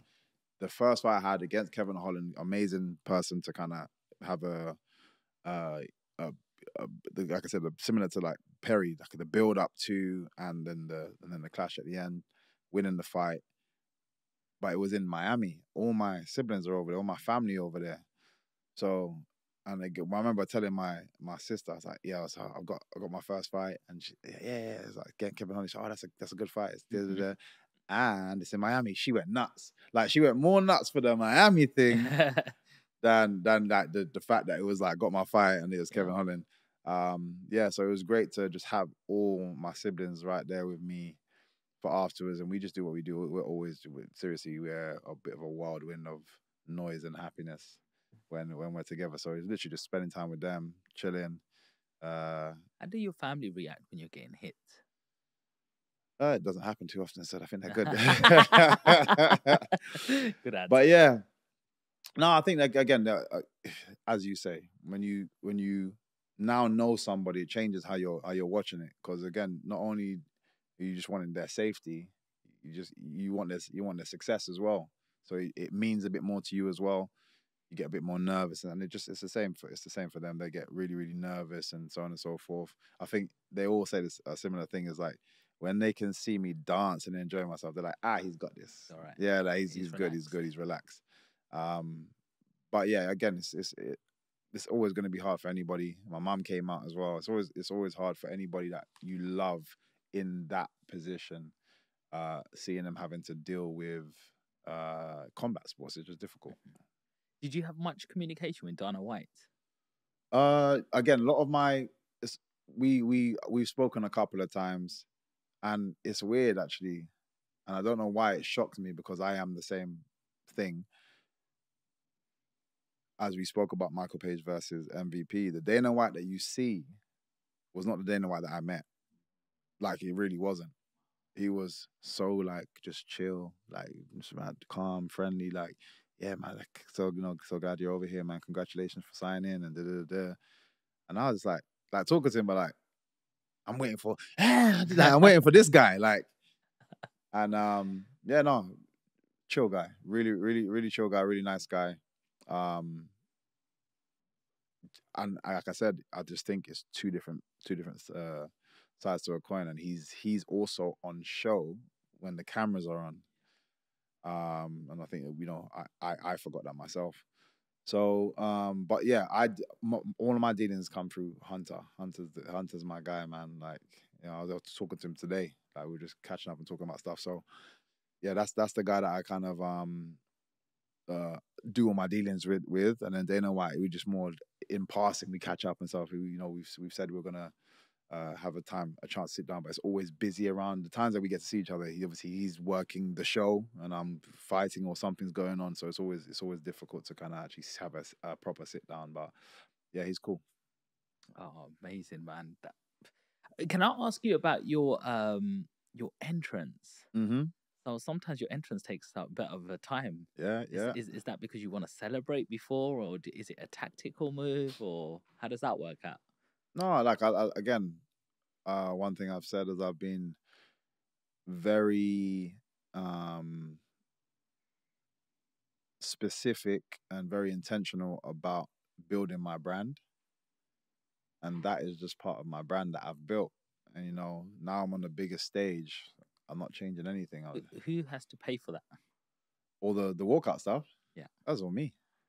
You have to pay for all of that. Yeah, I do all of my own stuff. But the way we do it, my family are integral to how my walkouts end up, because not only do they help me brainstorm the ideas, they are a lot of times part of the development of it. So, for example, a lot of times once we figure out what direction we're going to go in, it's my brother, my sister that sings, my brother-in-law that makes the tracks.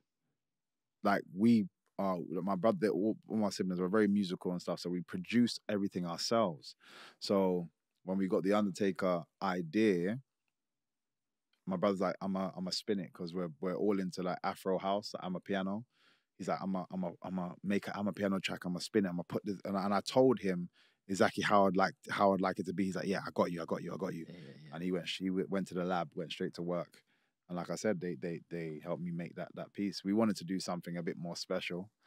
And then, like I said, the guys at UFC, they don't like letting people do anything.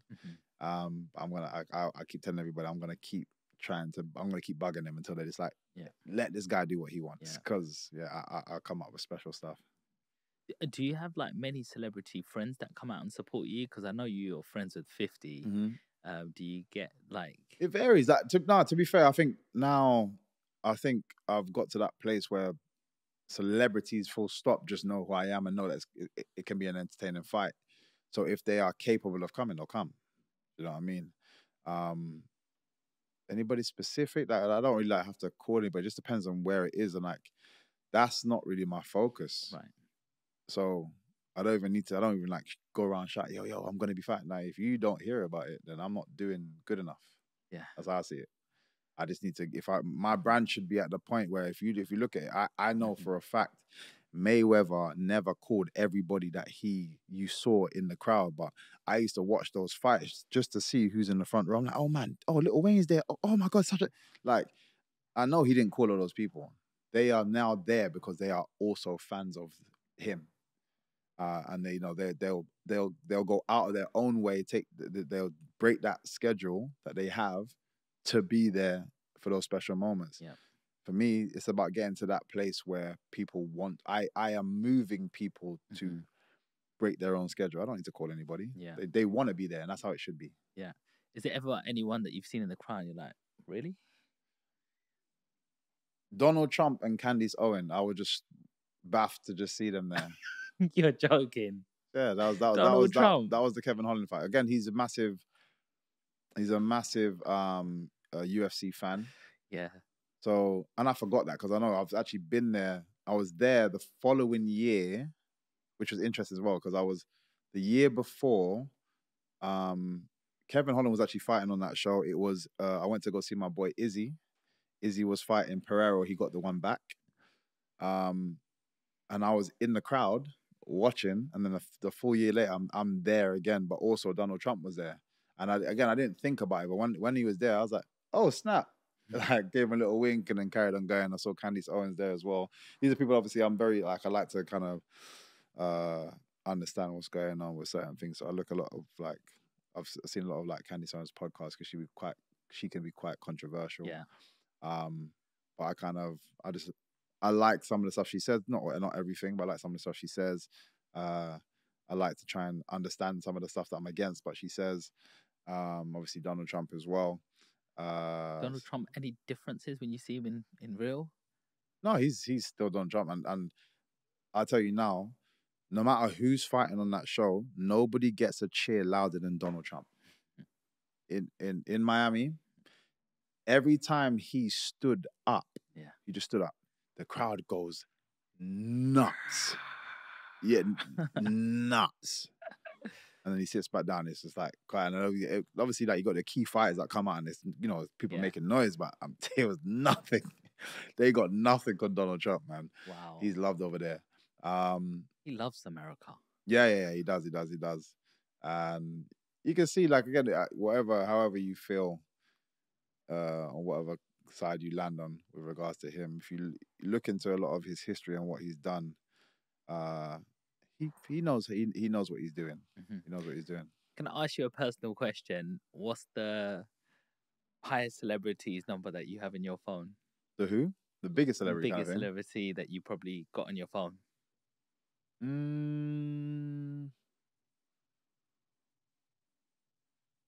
I guess it would be 50. But everyone's big in different ways. Like, yes. I used to chat to Tom Holland. No, not Tom Holland, sorry. Tom Hardy, sorry. Because we were talking about something ages ago, and then just stayed in touch. There's big musicians that I chat to all the time. A lot of them are more so from over here.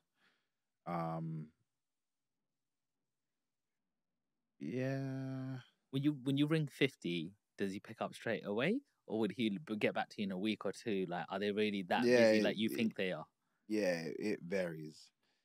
He could get back to you months down the line, or he can get back to you straight away. It varies. So yeah, and he I know is so active, and he's a person that if you are, and I for people that are busy as well, I get that. If he's a person, if you are not in his field of view while he's doing something, you can be forgotten very quickly because he's hustling. He's always moving. So I say when he's in town, I always check him. We always catch up, and we'd be chatting for hours. But then if he's not about, he's just doing his thing. So you got to keep trying to jump in his way, like, yo, what's up? But yeah, there's like I wouldn't, even with him, I wouldn't say we're close at all. Like we get on, and it's cool to have somebody like him that you can speak to on occasion. But the keys for me are people that can actually help, or I can help.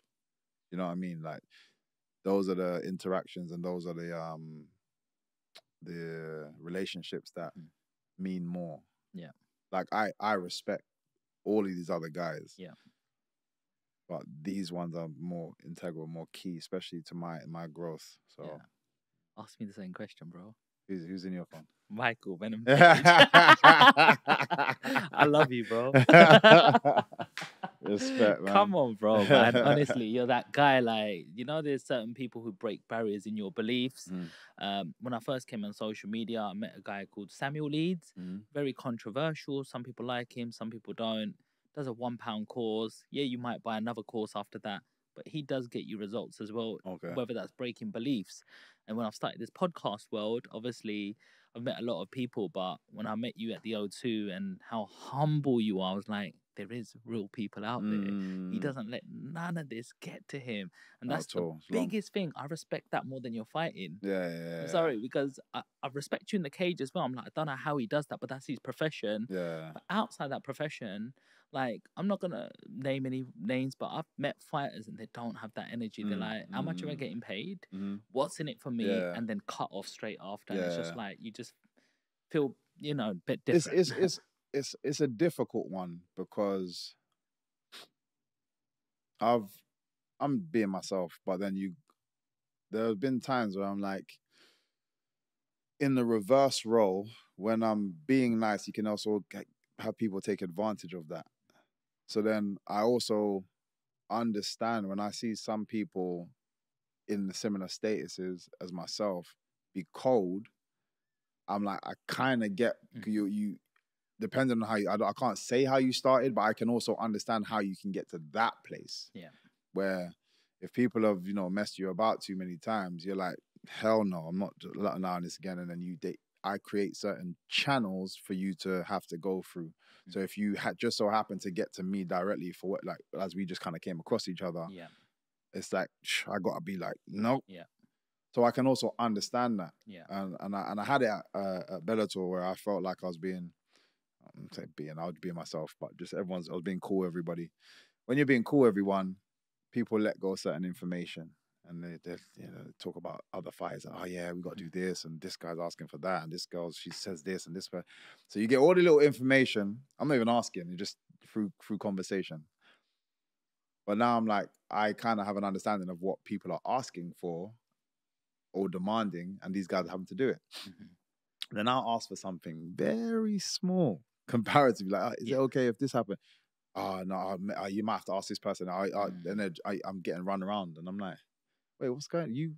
You've told me that you do all of this. Yeah. These people are like, oh man, they need 20 people to come, and you have to run around and get all these 20 people. I asked if one person can my brother come with me? I'm not sure. Like, you know, you have to. And there was a phase where I got cold with a lot of people just because I felt I was being messed around a lot. I got really cold with a lot of people. Everyone felt that, obviously, because I'm usually like more like, you know what I mean? And after that, I got treated 10 times better. And it was disgusting. I actually felt, I hated the fact that I had to be this way for people to, like, people come up to me like treading on eggshells because they're like, oh wait, something's off with MVP. So they're like, oh, is everything okay? And I'm just like, yeah. And then I'll be like, oh yeah, I need this stuff. Oh yeah, we'll get done together. And I'm just like, why did I have to be cold for you to respond that way? So like I said, everyone's got a story, and I'm not excusing bad behavior at all. Yeah. Because I don't feel like I need to do that. But I also can understand how you can get to that place. Yeah.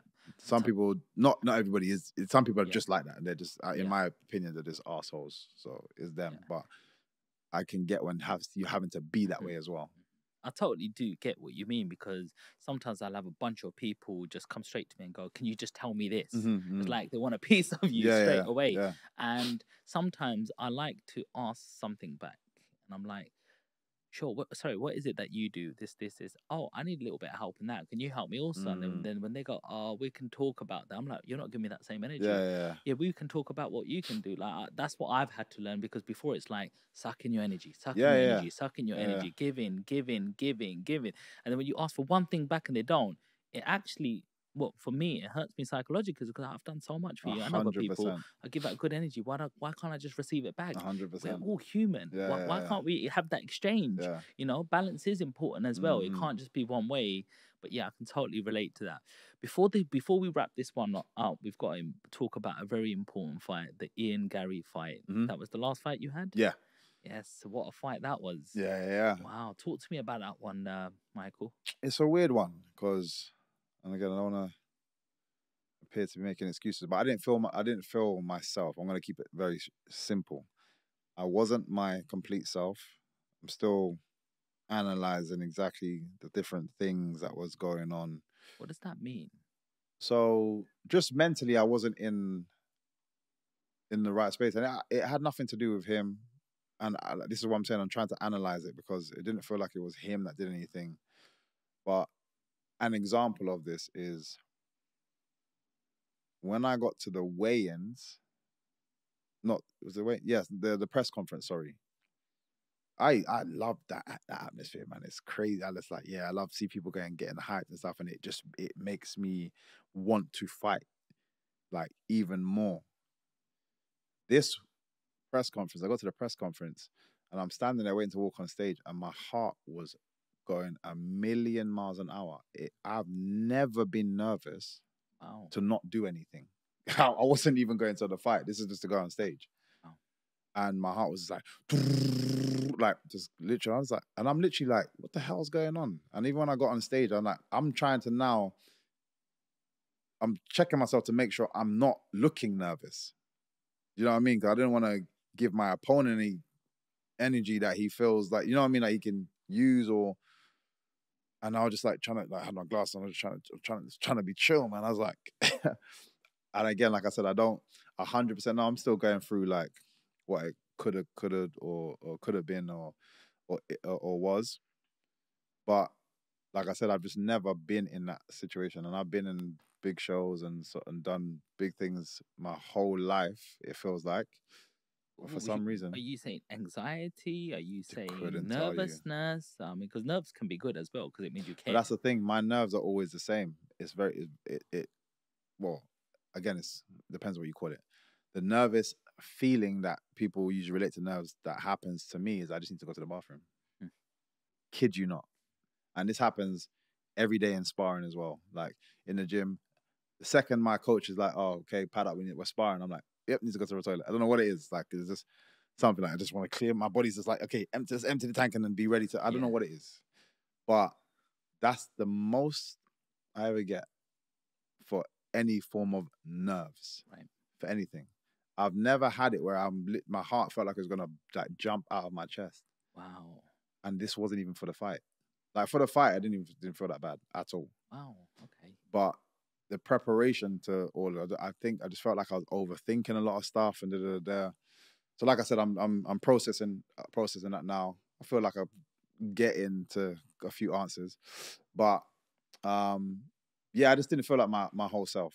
What was his style like? I mean, first of all, Ian Garry, he's about 26, isn't he? I'm not even sure. I think one of the commentators say he's 26. So he's about 10 years younger. How much of a difference does that make? Not at all. I spar the young gunners that are all gunning for you in the gym every day, or guys that come to the gym. There's all these young gunners that everybody wants to say they did something to you because I got a name. Yeah. So no matter where you go, I've got a target on my back. And I love that though. I like that because I also like telling people or showing people it doesn't matter what number's next to my name in terms of age. I'm faster than you. I'm stronger than you. I'm more talented than you in this department. It doesn't matter. And like I said, I have to do it. And I even said until when these young bucks in the gym start having me up, I'll probably call it a day way before anybody gets a chance to see it happen in the cage. So yeah, that side of it doesn't. He tried to say he's faster than he's stronger than me. Everyone saw what happened. He's nowhere near as fast as me. He couldn't handle my stand-up, which is why he changed his game. And I said that is exactly what was going to happen. I've done it to so many top kickboxers. They get in there and they're like, nope, this is not working. He's just better than me. So they take go me through that. route. Can you take me through that journey? Ian Garry's in front of you, you're in the cage, and the bell goes. Take me through the rounds. The first round, yeah, I'm trying to think.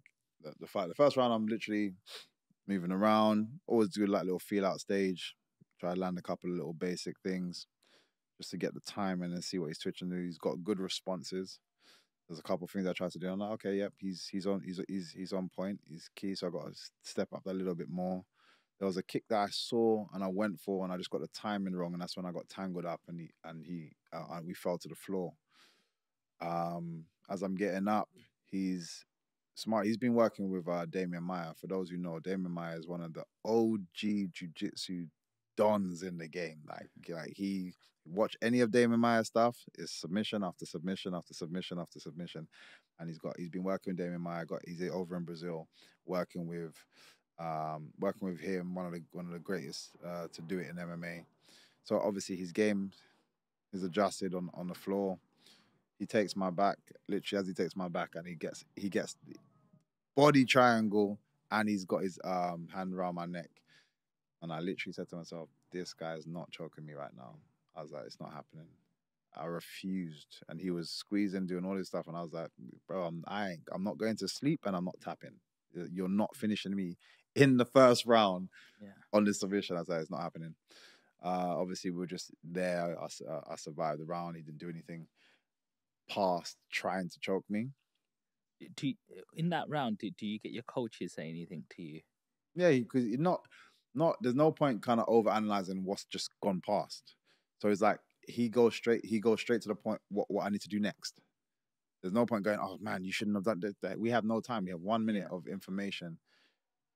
Next round, I need you to Are you just listening to one person? Because, like, I don't know if you know, Tyson Fury recently had a fight and he lost. Oh yeah, loads of people. And he lost. And lots of people saying there was about 4 people giving him information, and John Fury shouldn't have even been there. But again, boxing is different. It's all a paid team. So a lot of times people get swapped in and out last minute, and everybody wants to on camera wants to feel like they're the ones doing saying the right thing, because it's all ego game, and it all means that I can then claim for when I try to go and tout the next up and come down. Yeah, I was in Fury's corner, and I told him this, and you can go and look at it for yourself. We don't have that. Right. I've only been with one team. Mm-hmm. We all know what it is. There's one guy talking to me, and both of my coaches outside are talking to each other. But there's only one guy that's going to feed me the information. And I can have a big team out there, but there's only ever going to be one person. We figure that out. Yeah. There's only going to be one guy talking to me. You guys talk amongst yourself and tell him, this person, what information needs to come over. Mm-hmm. But again, in MMA, you got a grappling coach, and then you got a kickboxing coach, and then you got this.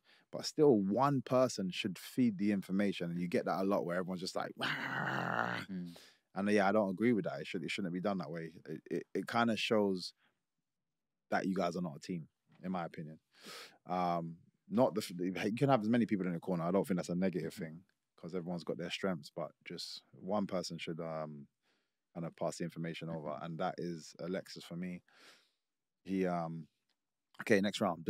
So next round comes out, and I'm just having him up. What are you thinking in your head when after being grappled like that in a triangle, or going into round 2? Are you like, I'm gonna get him now, or shit? Or like, what's your feeling? Yeah, again, for me, it's a fight. I don't try to.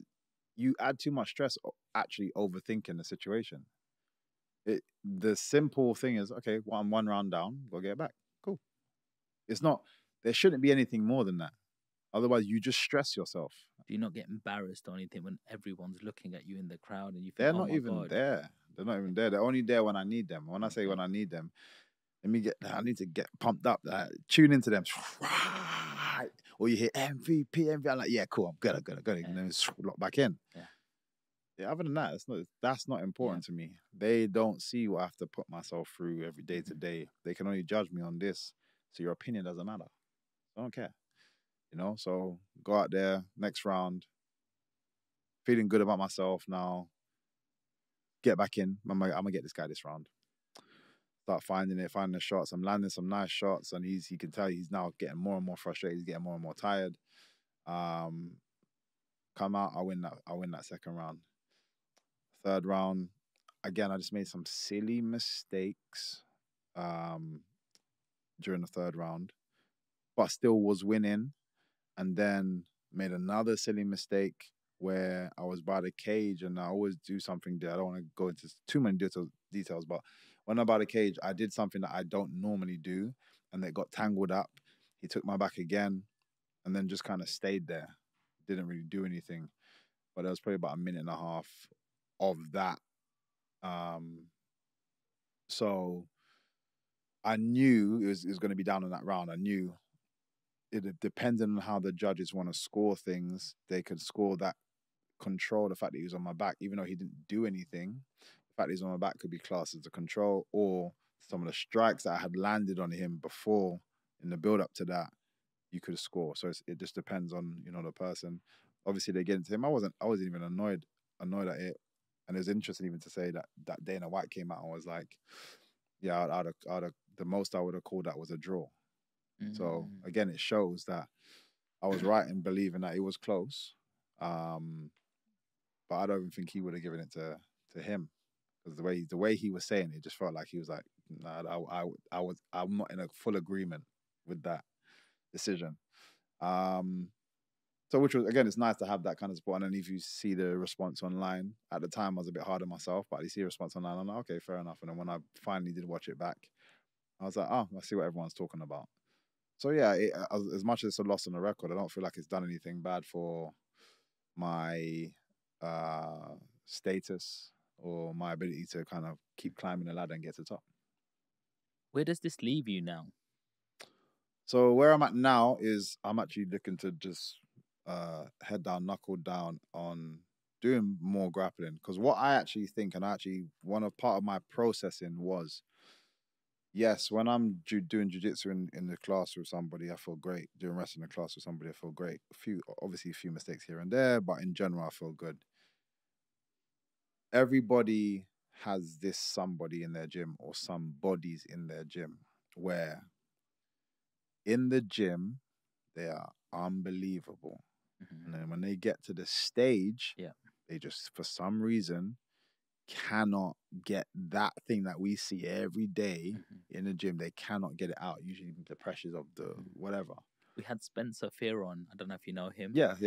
Spencer Fear was here the other day, and he won like Fight of the Year, and back in 2003 won Fight of the Year, and we saw some of his fights, and he said everybody saw me in the gym, and I was amazing when it didn't transpire when I was in the ring. Like I wasn't that guy.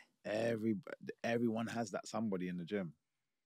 And it's unfortunate because, so again, as a teammate, you're like, man, I wish the world can see what I get to see every single day. So after thinking about it like that, I was like, that's what I feel my grappling is to me. In the gym, grappling is on point, but it switches off and I'm not as responsive as I would be for like striking. I'm not as responsive or confident in it on stage. And yet, but if everybody was to see me grappling in the gym, you'd be like, oh damn, this guy can grapple. So I'm like, let me knuckle down and I want to get that for right now, focus just on that to the point where I just feel like anywhere I am, I just feel good. Grappling, and then it just means again I'm gonna be able to. I get to force every single person that fights me to one area, which is to strike with me, and no one can strike with me. So yeah, that's the plan for right now. And then do you have to be strategic to who you fight then? Nah, this is what I want to try and get to. I feel once I get this thing fixed, and it's not going to take me long because it's in there. I just need to unlock something. Once I focus on this, unlock this one something, I can fight whoever the hell I want. And that's the great thing about being at this stage. And like I said, how confident I am in my striking. If I get that same confidence anywhere else, every time you get me to what you deem a bad position, you'll still be like, oh, you're still defending. Like, oh, whoa. And then you're going to pull back to stand back up to get space because the grappling is still aggressive. Yeah. And then you put yourself back in the deep end again. Yeah. And that's what I want. So then if I'm in that place, who can beat me? What are you going to do? Take me down? We're still aggressive. You can't stand up with me. Like, it leaves you nowhere. It leaves you, again, surviving, but surviving with nothing. You can't hold me. You can't survive in literally running or just covering or just waiting for the time. And that's what I want to get to. So once I get to that place, I'm just going to go on a killing spree. Just literally one after the other, back to back, any big name, and just take them out. Do you have any dream fights out there? Nah, no dream fights, man. Because everyone's just the same to me. It's just food. They're all food. I don't see it as this one person. Yeah, like there's so many, which is great at the moment. There's so many talented big names out there at the moment. It's great that my sport is providing that. It makes for a more exciting sport to watch. There's so many like integral names now, whereas before you might have the odd one or two. And now people are like, damn, in this division there's like 6 guys, in that division there's like 5 guys. You know what I mean? They're all over the place. So it's great. So yeah, for me it's just a case of just the aim is to get this belt in my division, then move up, see what I can do up there, and just have fun from there. We want to see that too, man. We really do. I remember my editor Jazz said to me, Michael's fighting, bro. Michael's fighting. I was like, because I'm up at the night and it was just a bit too late for me. But I'm like, 7 o'clock in the morning. That's the first thing I'm going to check on YouTube to watch it. And I was actually not disappointed. I wasn't disappointed in you. I was just disappointed with the decision. Yeah. Because I don't know a lot about UFC, but it didn't look like Michael lost. So when I spoke to Jazz, he was just like, he didn't lose, bro. Like, that was max a draw. Yeah. He did not lose. That was so unfair. And then he's got a community, and it was just a bit like, you know what I mean? Like, a bit upset. So before we wrap this one, I just want to ask for a few fight predictions, and that's across all fighting, not just UFC. So you got Anthony Joshua versus Triple D. Triple D is the young lion, and he's trying to prove something. He's been given the full IBF belt. They're going to be fighting. Anthony Joshua's got something to prove that he's going to make it 3-time world champion. Who you got winning?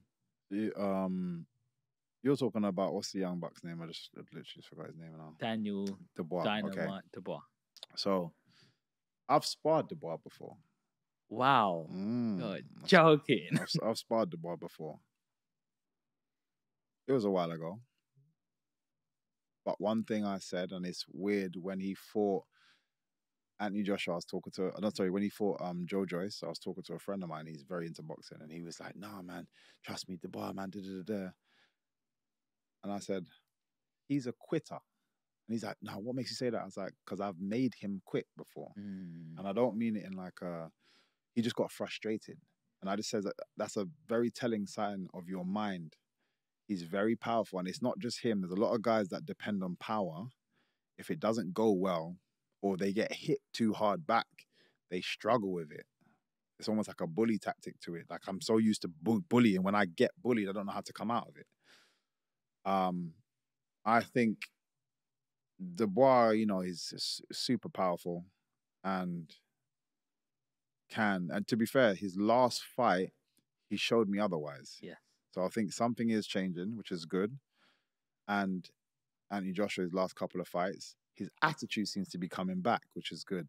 So weirdly enough, this is the perfect collision, perfect time for both of them. Because all the flaws that I was seeing in both of them seem to be kind of coming too. But when Anthony Joshua's on and he has the right attitude, I'd say Anthony Joshua. Yeah. Dubois, I'd say probably the more skillful of the two.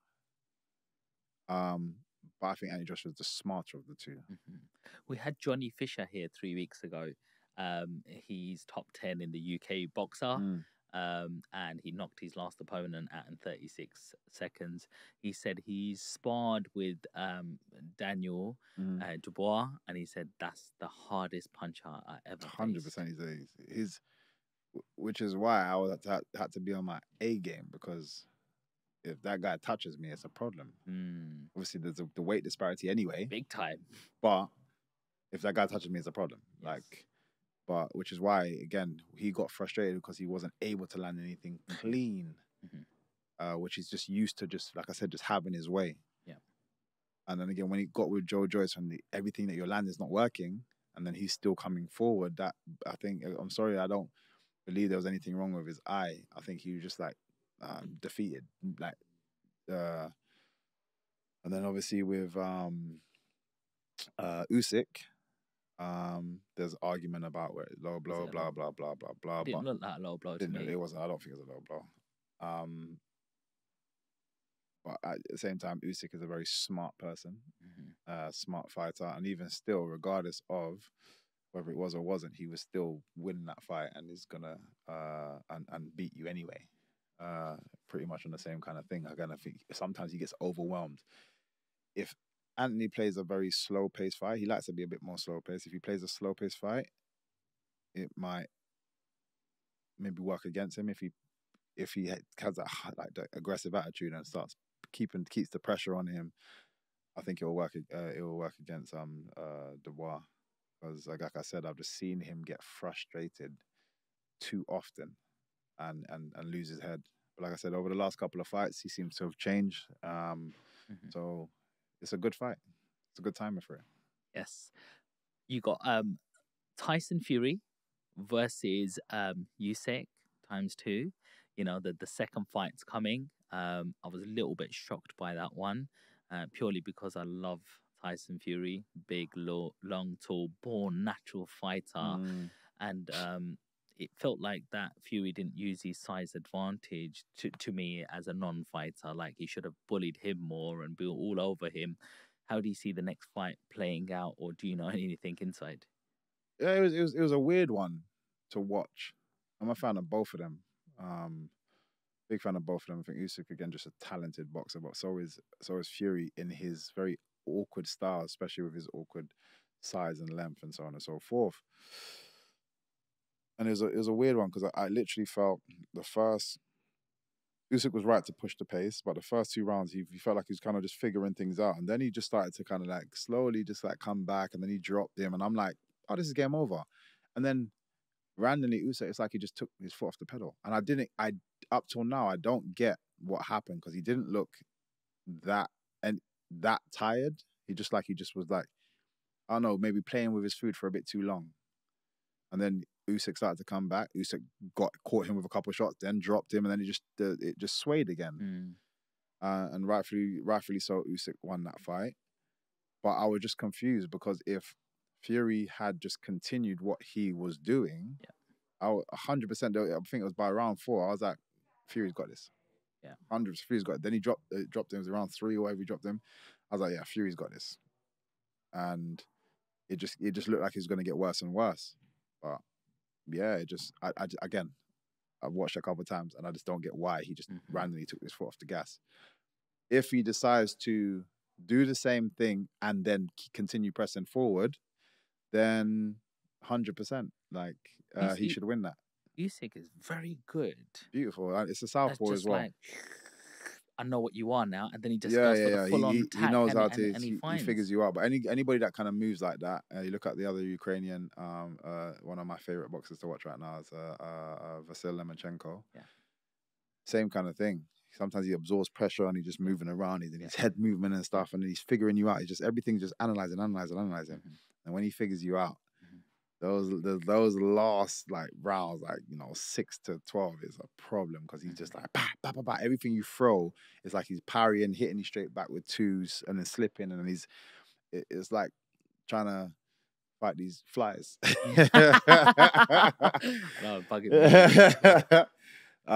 but it's Usyk has that ability. So again, if you don't try to kill him early and just keep that pressure on, so he doesn't have a chance to think. If you look at it, one of my teammates and my brother, Derek Chisora, fought him. That was a close fight, and we said, Derek, don't try to outbox this guy. He's too good. You cannot outbox somebody that has this amount of rounds and has just been in it just on his amateur career alone, then his professional career. You can't outbox somebody like that, so don't try to. Oh, you can bully the hell out of somebody like that. You have to. It was all fitness and all power shots. It's all fitness. And if you looked at his last fight, it's pretty much the same thing. It was fitness and power shots. There was times even I was biting my nails, because I feel like he's powering down, and then he just came back again. And arguably that was a very close decision. And even they said, they're like, man, we was unsure. Like, that was his team saying that after the fight. So, yeah, if Fury's going to do that, he can. Obviously, he's more talented by way of his boxing skill, and he could probably outbox him. But why? If you're the bigger guy, like you said, you're the bigger guy. You got the skill, but just put pressure. Keep that pressure on him. Work your fitness. Work your gas tank. Keep that pressure on him. Or if it needs to go 12 rounds, but don't allow him the space to be able to figure things out. And again, you should win that one. Okay, so you got Fury to do it? It's different. It just depends on what Fury turns out. Sometimes it's just it's always hard to tell, man. Well, he's just come off a loss now, and that loss must have really affected him, and he looks bitter about it. He's like, he's good. I'm gonna come back. We've never seen him have to come back from something, so we don't know what Fury's going to turn up. But this is my point. You have to, if I'm tossing a coin, it's hard to put my money on Fury, because I don't know what's going to happen. Whereas Usyk's consistent, and he's been consistent the whole career. So if I had to, I'd probably put on Usyk. Like, if I'm being safe, I'd say Usyk. But again, it depends on what what Fury turns up, because it could be a complete opposite. But if I'm forcing to put my money down, I'm saying AJ for the first one and Usyk for the second one. And finally, what's your prediction? Mike Tyson against Jake Paul. Is that even happening anymore? I think it's happening in November. I believe it's come back. Yeah. Mike Tyson got some bloody blood pressure coming off an That's aeroplane, what I'm trying to say. Like, I'm sorry, but it's a waste of. I love Mike Tyson. Yeah. And I think any true combat fan, not even boxing fan, combat fan, loves Mike Tyson. Ever met him? No, I actually haven't. I had the privilege of meeting him yet. I actually want to go and do his podcast as well at some point. Hotbox. Come on. But yeah. It's just, I don't even care to comment on it. It's just a stupid fight. I don't wanna. The idea of potentially of having this visual in my head of Mike Tyson lying on the floor with Jake Paul standing over him, I hate every second of that. And I'm not saying I don't believe that would even happen. I think Mike Tyson is just too experienced, not necessarily to win the fight, but just to ever get caught so clean or so. But I don't know. Remember, even the old school dangerous Mike Tyson had 3 solid rounds in him, and he's a lot older now. So anything can happen later. But I hate it. I hate every aspect of it. So, Michael, you've been absolutely brilliant. You shared so much, and I'm sure the audience, we've got a big fighting audience on this channel now. We've done so many boxers, and we had to get UFC back involved, and we had to get an up-to-date latest interview from you. So thank you so much for coming. Is there a message you got for the people at home who, support you, love you, watch UFC, what's to come, what's happening? Yeah, it is. Again, like I said, I'm focusing on an aspect of my fighting that's going to allow me to be even more entertaining. So I'm going to say next year as a guarantee to come back in the new year, and I'm going to be on smoke. There's going to be me fighting a lot of fights next year. That's the plan. Doing a lot of other stuff in the background, acting, writing scripts. Wow. So we're going to be producing soon, creating comics. Come on. There's loads going on. So just keep watching the space. YouTube channel. We're up on the YouTube channel, man. We're doing a lot of activities. Me and my missus, my partner, we're both just out there doing a lot of work. My creative director, Kish, is just on the money and just working really, really hard. It's the team, man. Just keep watching this space. Just follow me on everything, and enjoy the journey. And what's the YouTube handle that we should be following you on? Michael Venom Page. Yeah, simple. To the point. Yeah, simple. But we got a lot of stuff coming. Wicked. Well, thank you so much for that. I'll be definitely following your journey. And there you go, guys. Another amazing episode. I mean, I took so much from mindset, from Mike, so much that he spoke about in the ring. What he has to go through is what we go through our normal daily lives. So if there's something you can take how he deals with these issues, and there's always light at the end of a rainbow. So don't forget to smash the subscribe button, leave Michael a comment, and share this with somebody who might need to hear it. Peace.